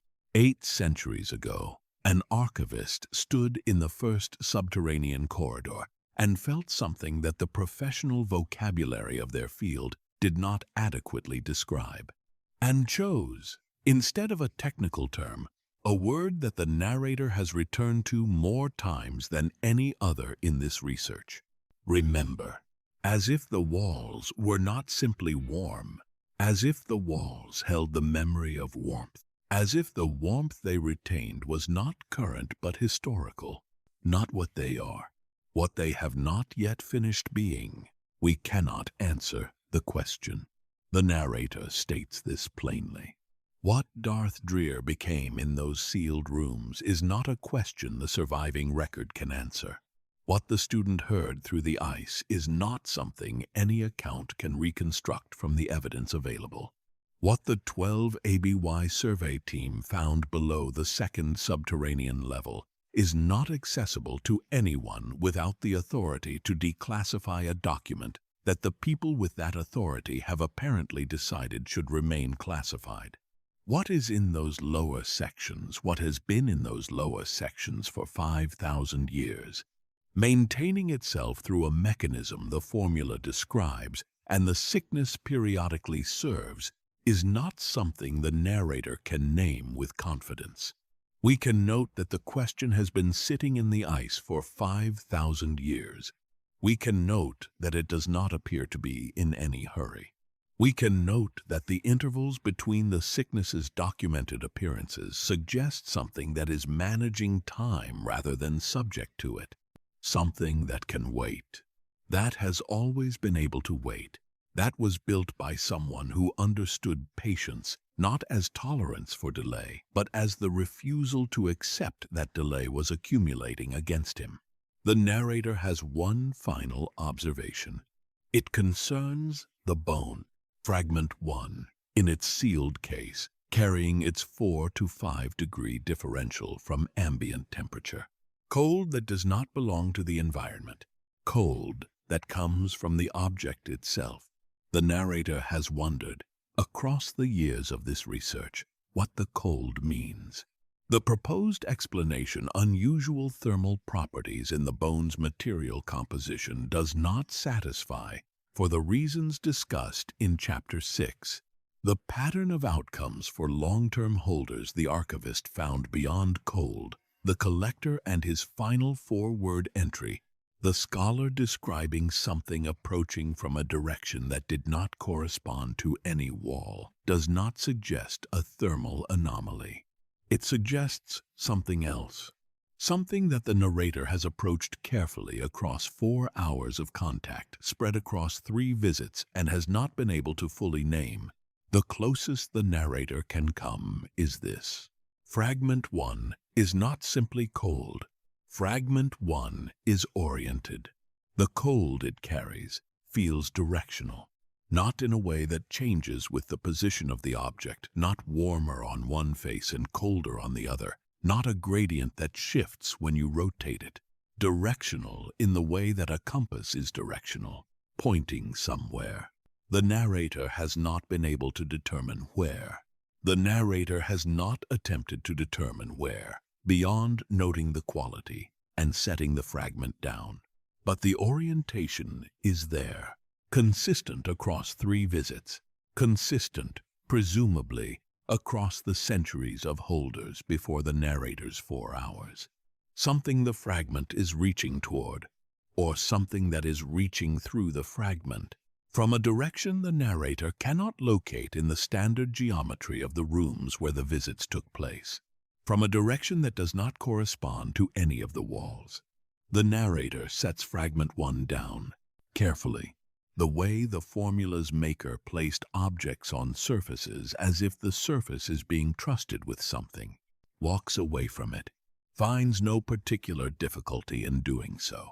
Notes this only for accuracy, alongside the notation that 4 hours across 3 visits is a meaningful distinction from 11 years and 14 years and 11 years. Finds no particular comfort in the distinction. Odessa Faustin on the star chart. The notation, the redaction, the ice, several kilometers deep in certain regions, preserving what it was given. The walls in the lower sections still warmer than they should be, still remembering warmth, still holding what they were given 5,000 years ago by a man who had decided, with the patient certainty of someone treating a solvable problem, that he was not going to die. Whether he succeeded is a question the narrator cannot answer. Whether what is in those lower sections is success, or something adjacent to it, or something the word success does not describe, that is also a question the narrator cannot answer. What the narrator can say, having spent years in the documentary evidence of his life and work and disappearance, is this. Whatever he became it with preparation, with patience, with the cuts of someone who would not begin until the instrument was exact, with the stillness of someone for whom time was arranged differently than it was for everyone watching, with the deliberate calm of a person who had diagnosed a problem and was solving it. He is not a cautionary tale. He is not a warning. He is not the clean, closed, institutionally convenient story of a man who tried and failed and ended. He is whatever is in those lower sections, still there, still warm, still present in a way that the walls have not finished holding, still reaching, possibly, through a piece of bone in a sealed case in a facility the narrator will not name, still patient, still waiting for the interval to end. The narrator is finished, not because the subject is finished, because there is nothing more that can be said with appropriate honesty about what the evidence actually shows. There is the ice. There is what the ice holds. There is the question that has been sitting in the ice for 5,000 years. The narrator sets it down here, carefully, walks away from it, knowing it will still be there, Knowing the ice will keep it in exactly the condition it was in when this account ends. The same condition it was in before this account began. The same condition it will be in when the next person who cannot scroll past a certain star chart notation finds what the narrator found and begins to look